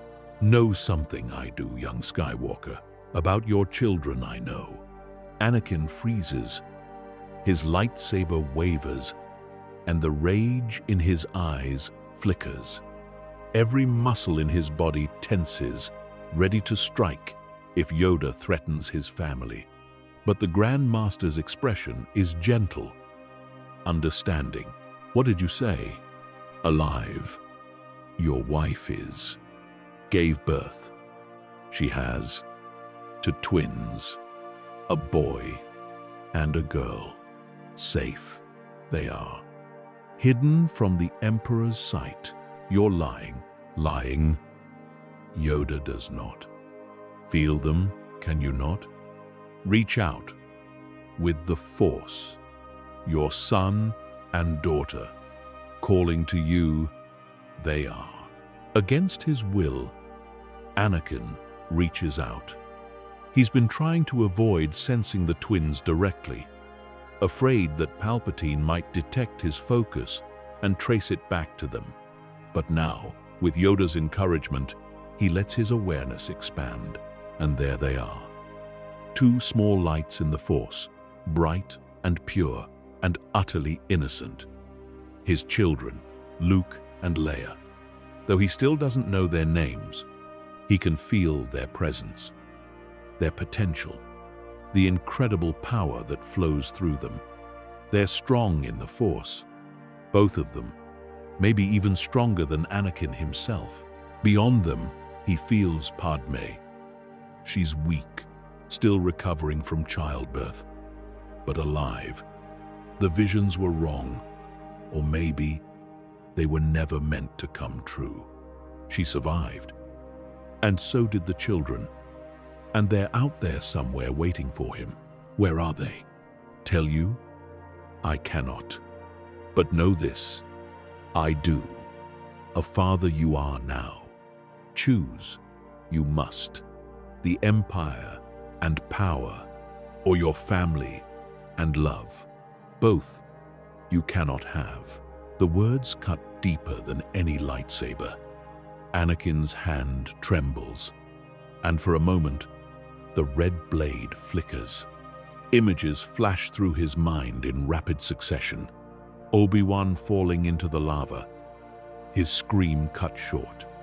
Padme's face as he choked her on Mustafar, the horror and betrayal in her eyes. The younglings in the temple, their small bodies scattered across the floor. And now, two children he's never met, who will grow up knowing their father as a monster. I can have both. I'll find them, and I'll protect them. No one, not even Palpatine, will take them from me. Foolish you are. Palpatine will not allow it. Use them, he will, or destroy them. This you must know. Then I'll make sure he never finds them. The rage returns, flooding through Anakin like a tidal wave. He attacks with renewed fury, his strikes coming faster and harder than before. But it's not Yoda he's fighting anymore. It's himself, his choices, his failures. Every swing of his blade is an attempt to cut through the guilt and shame that threaten to overwhelm him. Yoda defends, but he's not trying to win. He's trying to reach the man beneath the monster. With each clash of their blades, he speaks, his voice calm and measured despite the violence around them. Your mother, I could not save. True, this is the Jedi. Not omnipotent we are, not gods. Failed her, we did. Failed you, we did. But chose hate, you did. Chose anger. Chose the dark side. Your choice it was, always. I had no choice. The Jedi forced me into this. Always a choice there is. Even now, a choice you have. Their blades lock and they stand face to face. Anakin can see the sorrow in Yoda's eyes, the grief for what he's become. It's the same look Obi-Wan had on Mustafar, the same mixture of love and disappointment that makes Anakin want to scream. What choice? What choice do I have now? To be the father your children need, to honor Padme's love, to remember the good man you once were. Not too late. It is. Never too late. It is. For a moment, just a moment, Anakin's guard drops. The lightsaber in his hand feels heavy, wrong. He thinks of Padme, of the twins, of the life they could have if he just walked away from all of this. He could find them, protect them, raise them far from the Empire and the Jedi and all the politics and prophecies that have defined his life. But then he thinks of Palpatine, of the power he's been promised, of the fear of losing everything again. The visions might have been wrong about Padme dying in childbirth, but that doesn't mean she's safe. What if she gets sick? What if there's an accident? What if someone tries to hurt her to get to him? The only way to truly protect his family is through power, absolute power that lets him control every variable. The moment passes, Anakin's eyes harden, and he pushes Yoda back with the Force. You're wrong. The only way to protect them is through power. The power to control everything, to ensure no one can ever hurt them. Then lost. You truly are. Yoda raises his hand, and the swamp itself seems to rise with him. Vines wrap around Anakin's legs. Water surges up to blind him, and the mist becomes so thick he can't see a foot in front of him. He slashes wildly with his lightsaber, cutting through the vegetation. But it grows back almost instantly. When the chaos clears, Yoda is gone, vanished into the Force itself, leaving no trace of his presence. Anakin screams in frustration, slashing at the trees, at the water, at nothing. He pours his rage into the swamp, scarring the landscape with dark side energy. But Yoda's words echo in his mind, refusing to be silenced. A father you are now. Choose. You must. Not too late. It is. Anakin stands alone in the swamp, breathing hard, his lightsaber still ignited. He's supposed to report back to Palpatine, to tell him that Yoda escaped. The Emperor will be displeased, might even punish him for the failure. But for the first time since Mustafar, Anakin doesn't care what Palpatine thinks. He has a family, a wife, and children who need him. And maybe, just maybe, Yoda is right. Maybe it's not too late to choose a different path. He deactivates his lightsaber and looks down at his hands. These are the hands that killed Obi-Wan, that struck down younglings, that nearly choked Padme to death. The hands of Darth Vader, servant of the dark side. But they're also the hands of a father. The return to Coruscant is different this time. Anakin doesn't go straight to Palpatine. Instead, he lands at an abandoned medical facility on the outskirts of the city, a place that was shut down during the Clone Wars and forgotten in the chaos that followed. He needs time to think, to plan, to figure out what his next move should be. He pulls out a secure holo projector and activates it. After a moment's hesitation, he inputs a code he memorized from Padme's personal files. It's a direct line to Bail Organa, one of the few senators who still believes in the old Republic. The hologram flickers to life, showing Bail's startled face. When he sees who's calling, his expression hardens into carefully controlled fear. Lord Vader. This is unexpected. I need information, Senator, and I believe you have it. Bail's face remains impassive, but Anakin can see the calculation in his eyes.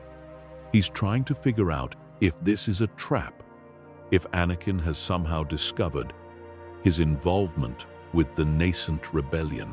I don't know what you mean. My wife, Padme Amidala. I know she's alive, and I know she's given birth. I also know you're involved in hiding her. Bail is silent for a long moment, his jaw working. Then, carefully, he speaks. Even if that were true, why would I tell you? So you can drag her back to the Emperor? No. So I can protect her. And my children. The words hang in the air between them. Bail studies Anakin's face through the hologram, searching for any sign of deception. What he sees must surprise him, because his expression softens slightly. How do I know this isn't a trap? You don't. But you know me, Bail. You know what Padme means to me. I swear on everything I have left, I will not let Palpatine harm them. Another long silence. Anakin can almost hear Bail's thoughts, weighing the risks and benefits of trusting him. Finally, the senator makes his decision. I can't tell you where she is, but I can arrange a meeting, neutral ground, just you and her. If she wants to see you after everything that's happened, she will. She has to. Bail's expression remains skeptical. I'll send you coordinates. Come alone. And Vader, if this is a trick, if you bring the Empire down on us, I'll make sure you never see them again. The hologram cuts out, and Anakin is left alone with his thoughts. He has no intention of betraying Padme, but he also knows he can't simply walk away from the Empire. Palpatine would hunt them to the ends of the galaxy. The Emperor has resources, power, and a vindictive streak a mile wide.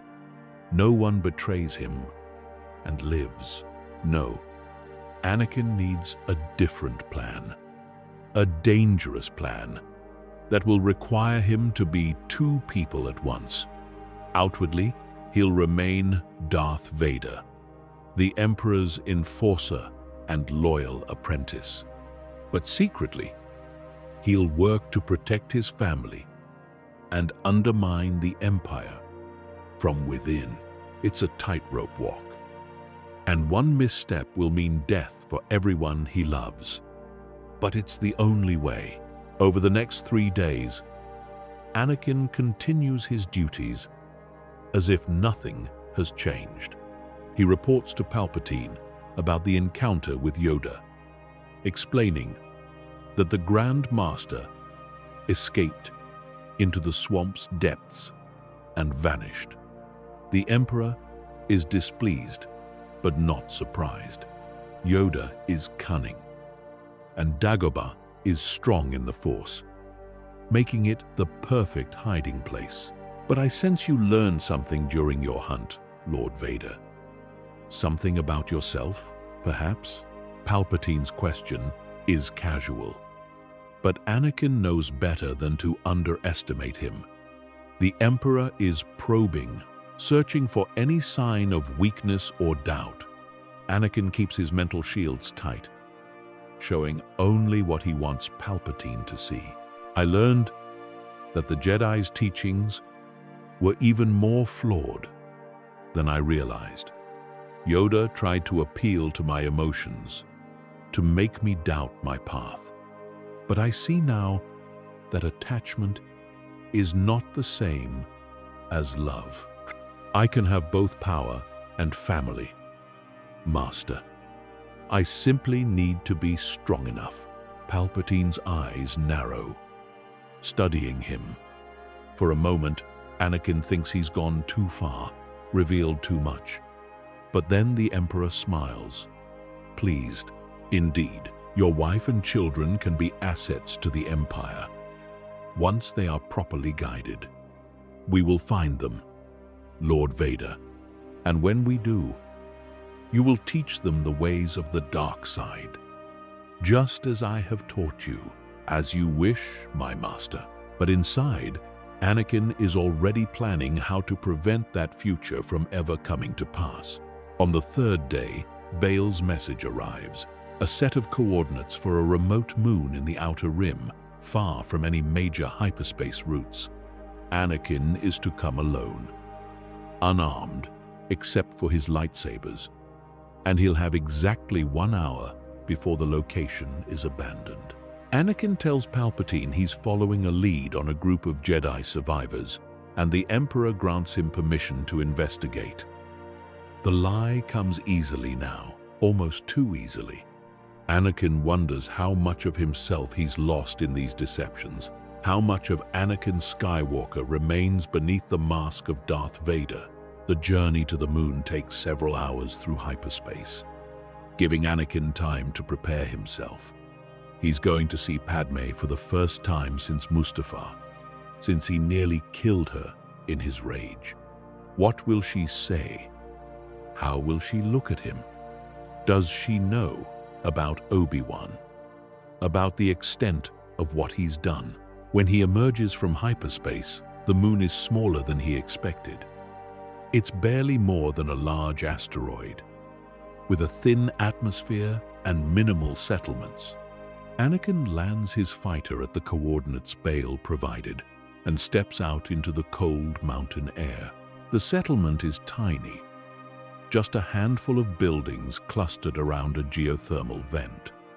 Smoke rises from chimneys, and Anakin can see figures moving in the windows. He knows there are eyes watching him from the shadows, weapons trained on him, in case this is a trap. He walks slowly toward the largest building, keeping his hands visible and away from his lightsabers. Every instinct screams at him to reach out with the Force, to scan for threats, but he resists. This is about trust, and trust requires vulnerability. The door opens before he reaches it, and she's there, Padme. She looks different from how he remembers. Thinner, her face drawn with exhaustion and stress. Her hair is pulled back in a simple style, nothing like the elaborate fashions she wore as a senator. She's dressed in plain clothes, practical and warm against the moon's cold climate. But her eyes, those beautiful brown eyes that first captured his heart on Naboo all those years ago, are the same, except now they're filled with fear. They stand 20 feet apart, neither moving. The wind whips around them, carrying the scent of snow and pine. Anakin wants to run to her, to hold her, to apologize for everything he's done. But he's afraid that if he moves, she'll disappear like a dream. Finally, Padme speaks. Her voice is steady, but Anakin can hear the pain beneath it. "Obi-Wan told me what you did at the temple, to the younglings." The words hit him like a physical blow. So she knows. She knows the worst of what he's become. And she's still standing here, still willing to face him. Anakin doesn't know if that makes her brave or foolish. "Padme, I did it for us. To save you." Her expression hardens, and for the first time, Anakin sees anger alongside the fear. By becoming a monster, by murdering children, they were part of a corrupt system. They would have grown up to perpetuate the Jedi's failures. Listen to yourself, Anakin. These are Palpatine's words, not yours. Anakin steps forward, and Padme instinctively steps back. The movement cuts him deeper than any lightsaber could. She's afraid of him. His wife, the woman he loves more than life itself, is afraid of what he might do to her. "I'm still me, Padme. I'm still the man you married." "Are you?" "Because the man I married would never have done the things you've done. He would never have fallen so far. I fell to save you." Don't you understand? I saw you die, Padme. Every night, I watched you die in childbirth. And I wouldn't let that happen. So instead, you became the very thing you swore to destroy. The question hangs in the air between them. Anakin has no answer for it, because she's right. He became a Sith Lord to prevent Padme's death, but in doing so, he nearly killed her himself. The visions showed her dying in childbirth, but they didn't show him the cause. He was so focused on saving her from some external threat that he never considered he might be the danger. For a long moment, they stand in silence. Then Padme's expression softens slightly, and she makes a decision. Show me. Show me there's still good in you. Meet your children, Anakin. Look at what we created together, and tell me you can still serve the Emperor. She turns and walks back toward the dwelling. After a moment's hesitation, Anakin follows. His heart is pounding, and his palms are sweating, despite the cold. He's about to meet his children for the first time, and he has no idea what to expect. Inside, it's warm and simple. A fire crackles in the hearth, casting dancing shadows on the walls. The furniture is basic, functional. Nothing like the opulence Padme enjoyed as a senator.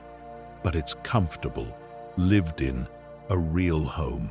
And in a small crib near the window, 2 infants sleep peacefully. Anakin approaches slowly, as if the crib might explode at any moment. He looks down at the twins, and something inside him breaks. They're so small, so perfect, so innocent.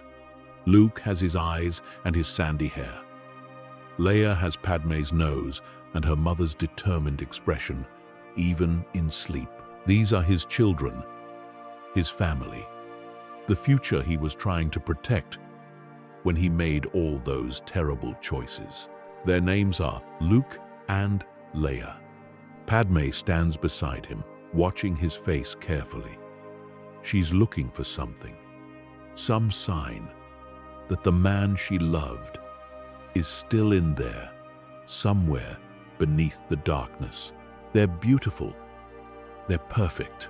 Anakin reaches down, hesitantly, and touches Luke's tiny hand. The infant's fingers curl around his, gripping with surprising strength. The contact sends a jolt through Anakin, a connection in the Force, so pure and powerful that it nearly brings him to his knees. For the first time since Mustafar, Anakin feels tears on his face. He's crying, openly and unashamedly, as the weight of everything he's done crashes down on him. These children deserve better than him. They deserve a father who isn't a monster, who didn't murder innocents, who didn't betray everything he once stood for. I can protect them, Padme. I have power now, real power. I can make sure nothing ever hurts them. Padme's voice is soft but firm. At what cost, Anakin? Your soul? Their innocence? A galaxy living in fear? Then what would you have me do? Run? Hide? Palpatine will never stop hunting us. You know that. Then we fight. Not as Sith, but as people who believe in something better. There are others. Anakin. Senators. Pilots. Whole systems that reject the Empire. We can join them. We can make a difference. You're talking about rebellion. Open war against the Emperor. I'm talking about choosing love over fear. Our children deserve to grow up in a galaxy worth living in. Anakin looks down at the twins again, then back at Padme. He thinks of Obi-Wan, of the Jedi he killed, of all the blood on his hands. He thinks of Palpatine and the power he offers. And he thinks of these 2 small lives depending on him to be something more than a monster. I can't leave the Empire. Not yet. Palpatine would sense it immediately. He'd come for you, for them, and I couldn't stop him. Then what are you saying? I'm saying I'll protect you from the inside. I'll feed the rebellion information. I'll sabotage the Empire's worst plans. And I'll make sure Palpatine never learns about Luke and Leia. But to the galaxy, I have to remain Darth Vader. You want to be a double agent? Anakin? That's madness. Palpatine will discover the truth eventually. Maybe. But until then, I can do real damage to the Empire. I can save lives. Isn't that what you wanted? For me to use my power for good? Padme studies his face for a long moment. She wants to believe him, to trust that there's still good in the man she loves. But she's also seen what he's capable of, the darkness he's embraced. If you do this, if you truly commit to this path, then you have to promise me something, anything. Promise me that no matter what happens, no matter what Palpatine asks you to do, you'll never stop fighting to come back to us, to come back to the light. Anakin takes her hands in his, and for the first time since Mustafar, he feels something other than rage and emptiness. He feels hope. I promise. I'll find a way. I'll make this right. They stand together, looking down at their sleeping children. Luke yawns, his tiny mouth opening in a perfect circle. Leia shifts in her sleep, one small hand reaching out as if searching for something. Outside, the wind howls, and somewhere across the galaxy, Palpatine's schemes and the Empire grows stronger. But in this moment, in this small room, on a forgotten moon, there is peace, a family, broken but not destroyed, finding the first fragile threads of hope in the darkness. Anakin stays for 3 hours, far longer than the 1 hour he was given. He holds each twin, marveling at how light they are, how fragile. Luke is calm and curious, his blue eyes studying everything with intense focus. Leia is more active, squirming, and making small sounds of protest when Anakin tries to put her down. Padme watches all of this, and Anakin can see her guard slowly lowering. She's still wary, still hurt by what he's done, but she's starting to see glimpses of the man she married, the man who built C-3PO for his mother, who risked everything to save her on Geonosis, who told her he loved her under the Naboo stars. Tell me about them. What are they like? Padme settles into a chair near the fire, cradling Luke while Anakin holds Leia. Luke is gentle, but he has your determination. When he wants something, he doesn't give up until he gets it. He's been trying to roll over for days now, and I can tell he's frustrated that his body won't cooperate yet. Anakin smiles, looking down at his son. He can already see himself in the boy's features, and he wonders what kind of man Luke will become. Will he be a Jedi like Anakin was, or something else entirely? And Leia? Leia is fierce. She's smaller than Luke, but she has twice the presence. When she cries, you know it. And she's already showing signs of being Force-sensitive. Things move when she's upset. And I've caught her watching things that aren't there, like she can see through the Force. She has your fire. Padme laughs, and the sound is like music to Anakin's ears. It's the first genuine laugh he's heard from her in so long. She does. I have a feeling she's going to be a handful when she gets older. They sit in comfortable silence for a while, watching the twins. It feels almost normal, like they're just a regular family enjoying a quiet evening together. But the illusion can't last. Anakin knows he has to leave soon, before Palpatine starts to wonder where he is. I have to go. If I'm gone too long, he'll get suspicious. Padmé's expression clouds over. The fear returning. When will I see you again? I don't know. It's not safe to visit too often, but I'll find ways to send messages to let you know I'm thinking of you. Anakin carefully places Leia back in the crib, making sure she's settled before pulling away. The infant makes a small sound of protest, but doesn't wake. He looks at Padmé, wanting to kiss her, to hold her, but uncertain if she'll welcome it. She makes the decision for him, stepping forward and wrapping her arms around him. The embrace is tight, desperate, and Anakin holds her like she might disappear if he lets go. Come back to us, Anakin. Promise me you'll come back. I promise. But even as he says the words, he wonders if it's a promise he can keep. The months that follow establish a pattern.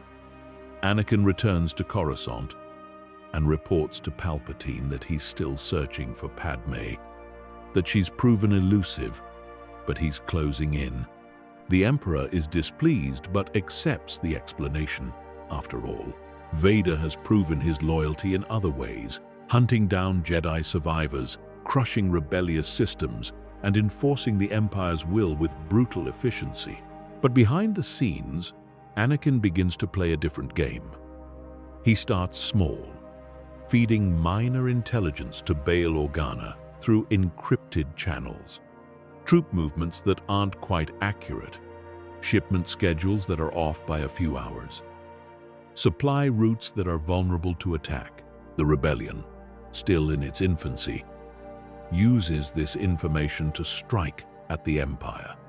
Convoys are ambushed, weapons are stolen, and Imperial forces find themselves constantly one step behind their enemies. Palpatine is furious at these setbacks, but he never suspects his own apprentice of betrayal. Anakin also works to protect surviving Jedi. When he receives orders to hunt down a former knight hiding on Dantooine, he arrives hours late, giving them time to escape. When the Inquisitors report a Force-sensitive child on Corellia, Anakin personally investigates and declares it a false alarm, after secretly ensuring the child's family evacuates to a safer system. It's not enough. It will never be enough to atone for what he's done. But it's a start. One day, Anakin receives a mission that tests his resolve like never before. Palpatine has discovered a group of Jedi younglings hiding on Ilum, protected by a handful of surviving masters. The Emperor wants them eliminated, every last one, and he's sending Vader personally to ensure it's done right. Anakin stands in the throne room, listening to his orders, and feels his stomach twist. Ilum, the sacred world where Jedi have gathered Kyber crystals for millennia, where he himself once journeyed as a youngling to construct his first lightsaber. And now he's being asked to slaughter children on that holy ground. It will be done, my master. See that it is. And Vader, bring me one of the younglings alive. I wish to see if they can be turned, molded into servants of the Empire. Choose the strongest one, the one with the most potential. As you wish. Anakin leaves the throne room and immediately contacts Bail Organa. They need to evacuate Ilum now, before he arrives. But Bail has devastating news. The younglings are trapped. An Imperial blockade surrounds the system, and any attempt to break through will result in their destruction. Then I'll have to deal with the blockade myself. Anakin, if you destroy Imperial ships, Palpatine will know Your cover will be blown, not if it looks like a Jedi attack, not if I make it messy enough that it could be blamed on the masters protecting the younglings. It's risky, incredibly risky. But Anakin can't think of another way. He can't go to Ilum and murder children again. He won't, not even to maintain his cover. The journey to Ilum takes 2 days through hyperspace. Anakin uses the time to plan, to prepare himself for what he's about to do. He's going to have to fight Imperial forces, maybe even kill some of them, to protect Jedi younglings. It's a complete reversal of everything he's done for the past year. And he wonders if he's strong enough to pull it off. When he emerges from hyperspace, the blockade is exactly where Bail said it would be. 3 Star Destroyers and a dozen smaller cruisers arrayed in a perfect net around the planet. There's no way in or out without being detected. Anakin opens a comm channel to the lead Star Destroyer. This is Lord Vader. I'm approaching Ilum to complete my mission. Maintain your positions and do not interfere. Acknowledged, Lord Vader. We await your return. The ships part, allowing his fighter through. Anakin descends toward the ice world, his mind racing. He has maybe a few hours before Palpatine starts to wonder why it's taking so long. He needs to get the younglings off the planet and make it look like they escaped despite his best efforts. He lands near the Jedi Temple, a massive structure carved into the ice. The place is eerily quiet. No signs of life or activity. But Anakin can feel them in the Force. Dozens of presences hiding deep within the temple's heart. He enters through the main door, his red lightsaber ignited. The temple's interior is beautiful, all ice and crystal that refracts light into rainbows. Anakin remembers his first visit here, the wonder he felt at seeing this place, the pride when he found his Kyber crystal. "Show yourself, I know you're here," his voice echoes through the halls. For a long moment, there's no response. Then a figure steps out of the shadows, lightsaber raised in a defensive stance. It's Jocasta Nu, the elderly Jedi librarian who survived the temple purge. She looks frail but determined, her eyes blazing with righteous fury. "You will not harm these children, Vader. I will die before I let you touch them." "I'm not here to harm them." The words come out before Anakin can stop them. Jocasta's expression shifts from defiance to confusion. "What? I'm here to help you escape. But we need to move quickly, and you need to trust me." "Trust you? After what you did to the Order? After you murdered Master Kenobi?" The accusation stings, but Anakin doesn't have time to defend himself. Obi-Wan knew the risks. And yes, I killed him. I killed a lot of people, but I'm trying to make it right now. Those younglings are in danger, and if we don't get them off this planet in the next few hours, Palpatine will send someone else. Someone who won't hesitate. Jocasta studies him for a long moment, searching his face for deception. Finally, she lowers her lightsaber slightly. "Even if I believed you, which I don't, how do you propose we get past the blockade?" "Leave that to me. Just gather the younglings and get them to the hangar bay. There should be several ships still functional. And you? I'll create a diversion. Make it look like you fought your way out. But you need to move now."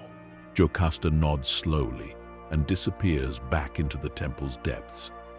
Anakin can hear her calling to the others, the sound of small feet running as the younglings are gathered. He makes his way to the temple's power core, a massive kyber crystal that powers the facility's systems. This is going to hurt. Anakin raises his hand and channels all his anger, all his pain, all his dark side energy into the crystal.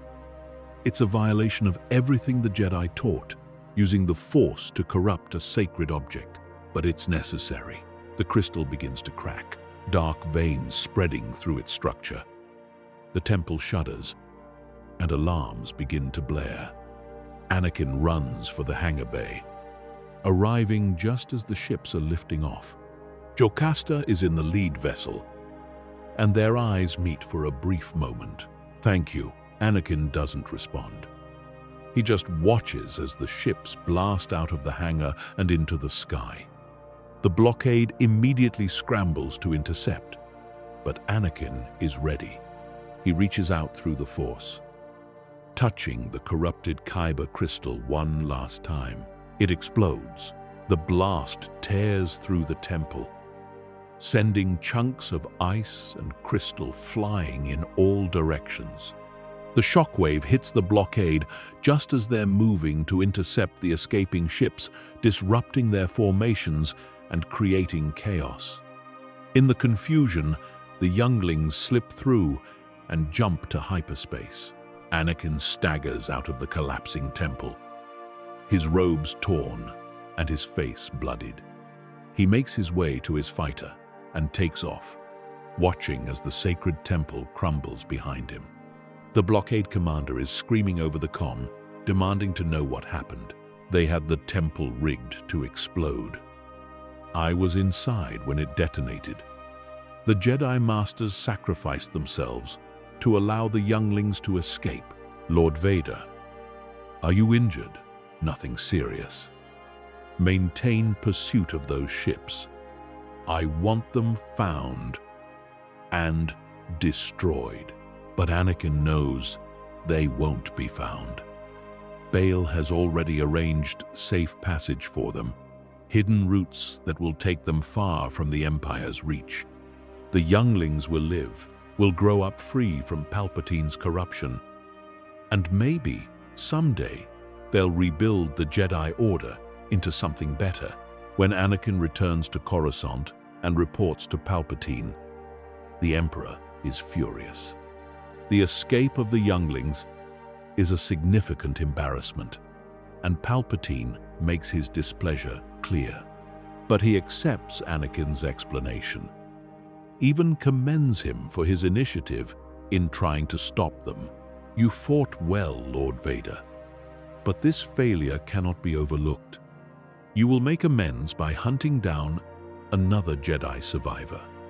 There are reports of a former Padawan hiding in the Outer Rim, Ahsoka Tano. I believe you know her.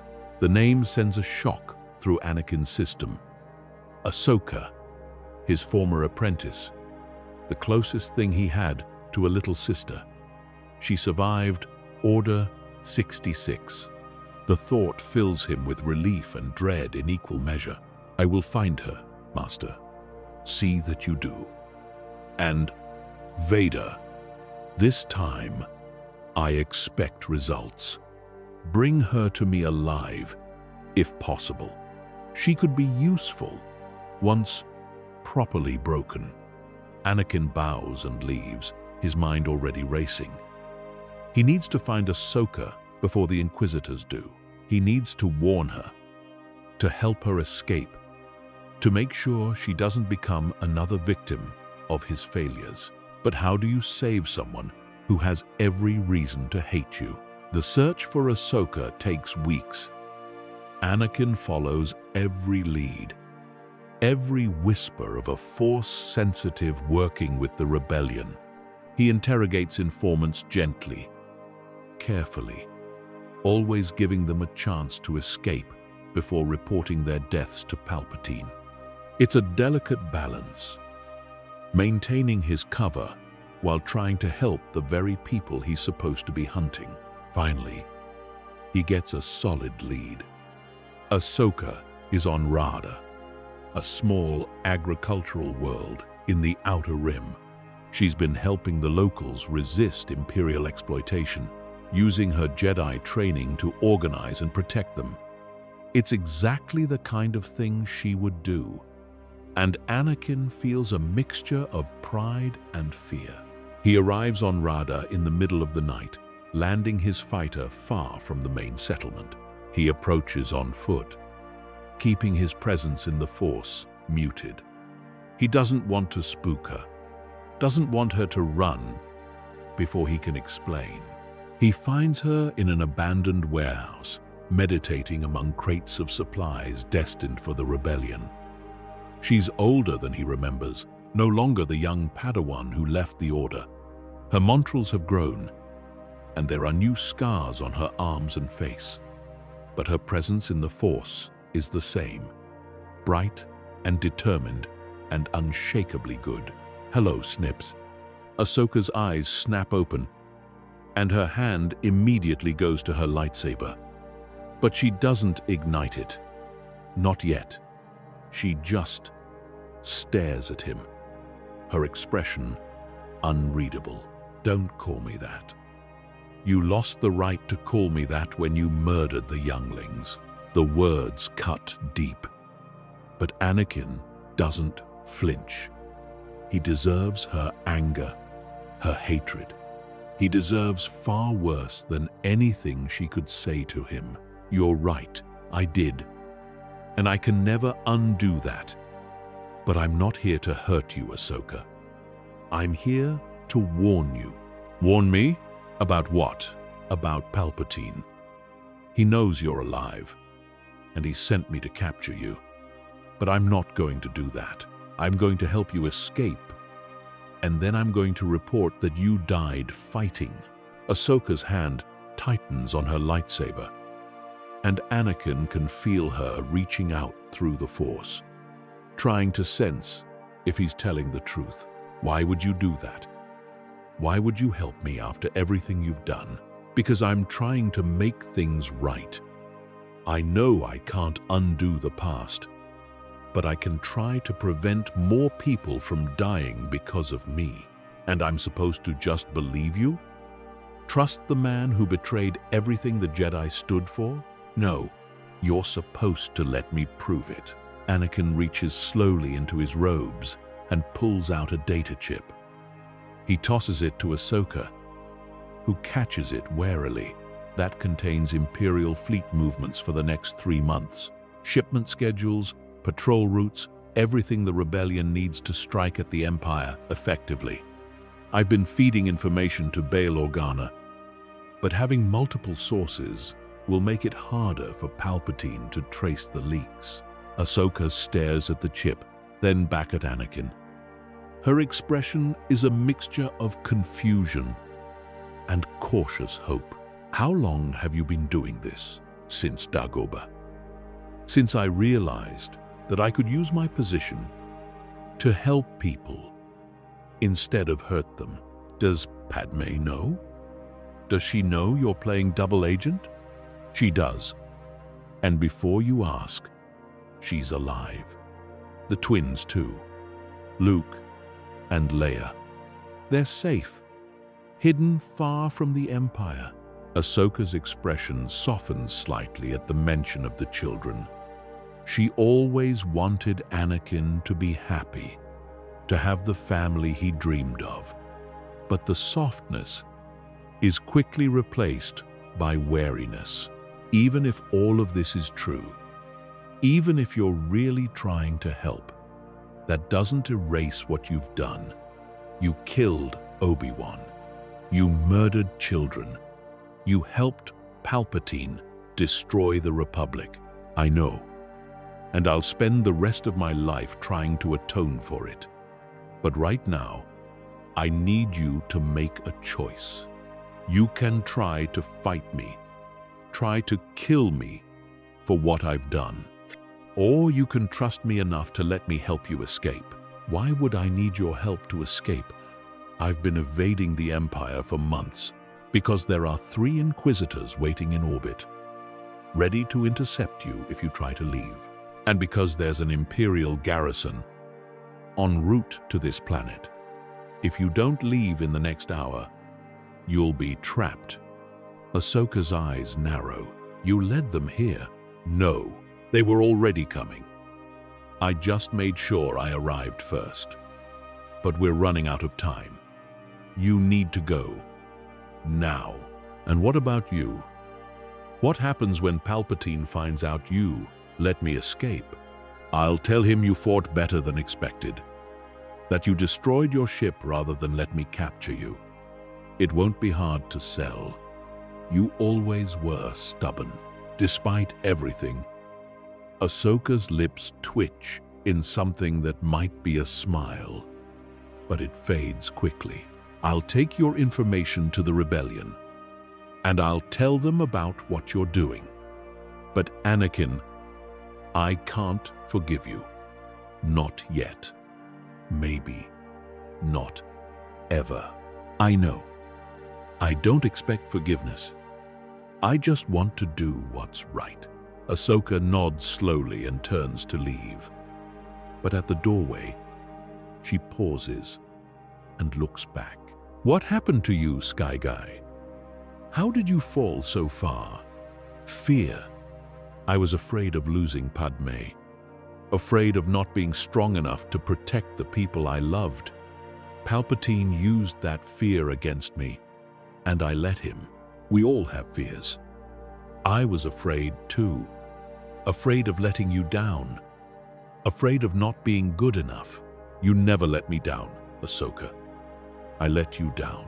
She holds his gaze for a long moment, and Anakin can see her struggling with conflicting emotions. Finally, she speaks. "May the Force be with you, Anakin. For all our sakes, and with you," snips. She disappears into the night, and Anakin is left alone in the warehouse. He takes a deep breath and pulls out his lightsaber. The Imperial garrison will be here soon, and when they arrive, they need to find evidence of a fight. He begins destroying the warehouse systematically, using the Force to throw crates and collapse walls. He sets fires, creates scorch marks with his lightsaber, and even injures himself slightly to make it look convincing. By the time the garrison arrives, the warehouse is a smoking ruin, and Anakin is standing in the middle of it, covered in ash and blood. "Lord Vader, are you all right?" The target escaped. She destroyed her ship and fled into the wilderness. "I've searched the area, but she's gone. Should we organize a hunt, sir?" "No. The planet is vast, and she knows it better than we do. We'll never find her. Report to the Emperor that Ahsoka Tano is dead, killed in the explosion of her ship. But Lord Vader, if she's still alive, she could be a threat." Anakin turns to the garrison commander, and even through his mask, the man can feel the weight of his gaze. "Are you questioning my judgment, Commander?" "No, sir. Of course not. I'll report as you've instructed." Anakin nods and returns to his ship. As he takes off, he can see the garrison spreading out, searching for Ahsoka. But they won't find her. She's too smart, too skilled. She'll make it off-planet and rejoin the rebellion. And maybe, just maybe, she'll start to believe that there's still good in him. The pattern continues for months that stretch into a year. Anakin plays his role as Darth Vader, enforcing the Empire's will across the galaxy. But every mission is carefully balanced. Every action calculated to do the minimum harm while maintaining his cover. He saves who he can, warns who he's able to, and feeds the rebellion just enough information to keep them one step ahead. But Palpatine is not a fool. He's noticed the pattern of failures, the way his enemies seem to anticipate his moves.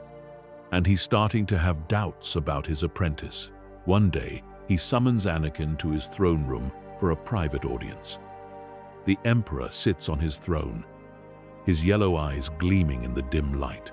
Around them, the Red Guards stand motionless, hands on their weapons. Lord Vader, we need to discuss your recent performance. Anakin kneels before his master, keeping his mental shields tight. He can feel Palpatine probing at his thoughts, searching for any sign of treachery. I serve at your pleasure, my master. Indeed. And yet, I have noticed a disturbing trend. Jedi survivors who escape your grasp. Rebel cells who seem to know our plans before we execute them. Failures that cannot be explained by mere incompetence. The rebellion is more organized than we anticipated. They have resources we haven't fully accounted for, or they have someone feeding them information from within. The words hang in the air like a death sentence. Anakin's heart pounds, but he keeps his expression neutral, his presence in the Force calm. You think there's a spy in the Imperial hierarchy? I know there is. The question is who, and I believe I have narrowed down the possibilities to a select few. Palpatine rises from his throne and descends the steps slowly, deliberately. He circles Anakin like a predator stalking prey. Tell me, Lord Vader, where were you when the younglings escaped from Ilum? What were you doing when Ahsoka Tano mysteriously vanished? How is it that every Jedi you're sent to capture manages to elude you? The Force, my master. They're skilled in evading detection. So skilled that they can anticipate your every move? So skilled that they know exactly when to run and where to hide? They have allies within the Senate. Bail Organa, Mon Mothma. These senators have resources we haven't fully eliminated. Ah, yes, the senators. We'll deal with them soon enough. But first, I want you to prove your loyalty beyond any doubt. Palpatine stops directly in front of Anakin, and even through the Force, he radiates malevolence. There is a rebel cell on Alderaan. Intelligence indicates that Senator Amidala may be among them, along with 2 Force-sensitive children. I want you to go there and destroy it. Every man, woman, and child. Leave no one alive. The words are calculated, designed to test Anakin's loyalty. If he's truly a spy, he won't be able to carry out this order. And if he refuses, Palpatine will have his confirmation. Consider it done. Anakin bows and turns to leave, but Palpatine's voice stops him. And Vader, the intelligence indicates that Senator Amidala may be among them. If you find her, you will bring her to me, along with the children. Do not disappoint me again. As you command, Anakin leaves the throne room, his mind racing. This is it. The moment he's been dreading since he started his double life. Palpatine is onto him, testing him, and there's no way out that doesn't end in disaster. He immediately contacts Bail Organa through their most secure channel. We're compromised. Palpatine knows. You need to move Padme and the children now. Immediately. Bail's holographic face is grim. We can have them off Alderaan within the hour. But Anakin, what about you? If Palpatine suspects you, let me worry about Palpatine. Just keep them safe. That's all that matters. Where will we take them? Somewhere he'll never think to look. The Outer Rim. Maybe even beyond the galaxy's edge. Just get them away from Alderaan before I'm forced to carry out my orders. The hologram flickers out, and Anakin stands alone in his quarters. He looks at himself in the mirror, at the scarred face and hard eyes. Somewhere along the way, he stopped recognizing the man in the reflection. Is this Anakin Skywalker? Darth Vader? Some twisted combination of both? He pulls out Obi-Wan's lightsaber, the one he's carried since Mustafar. He's never told anyone about it, never explained why he keeps a trophy from his greatest failure. But now, looking at the elegant weapon, he thinks he understands. It's a reminder, a symbol of what he lost and what he's fighting to regain. Obi-Wan died believing Anakin was lost to the darkness. But maybe that doesn't have to be the end of the story. Maybe there's still time to prove his master wrong,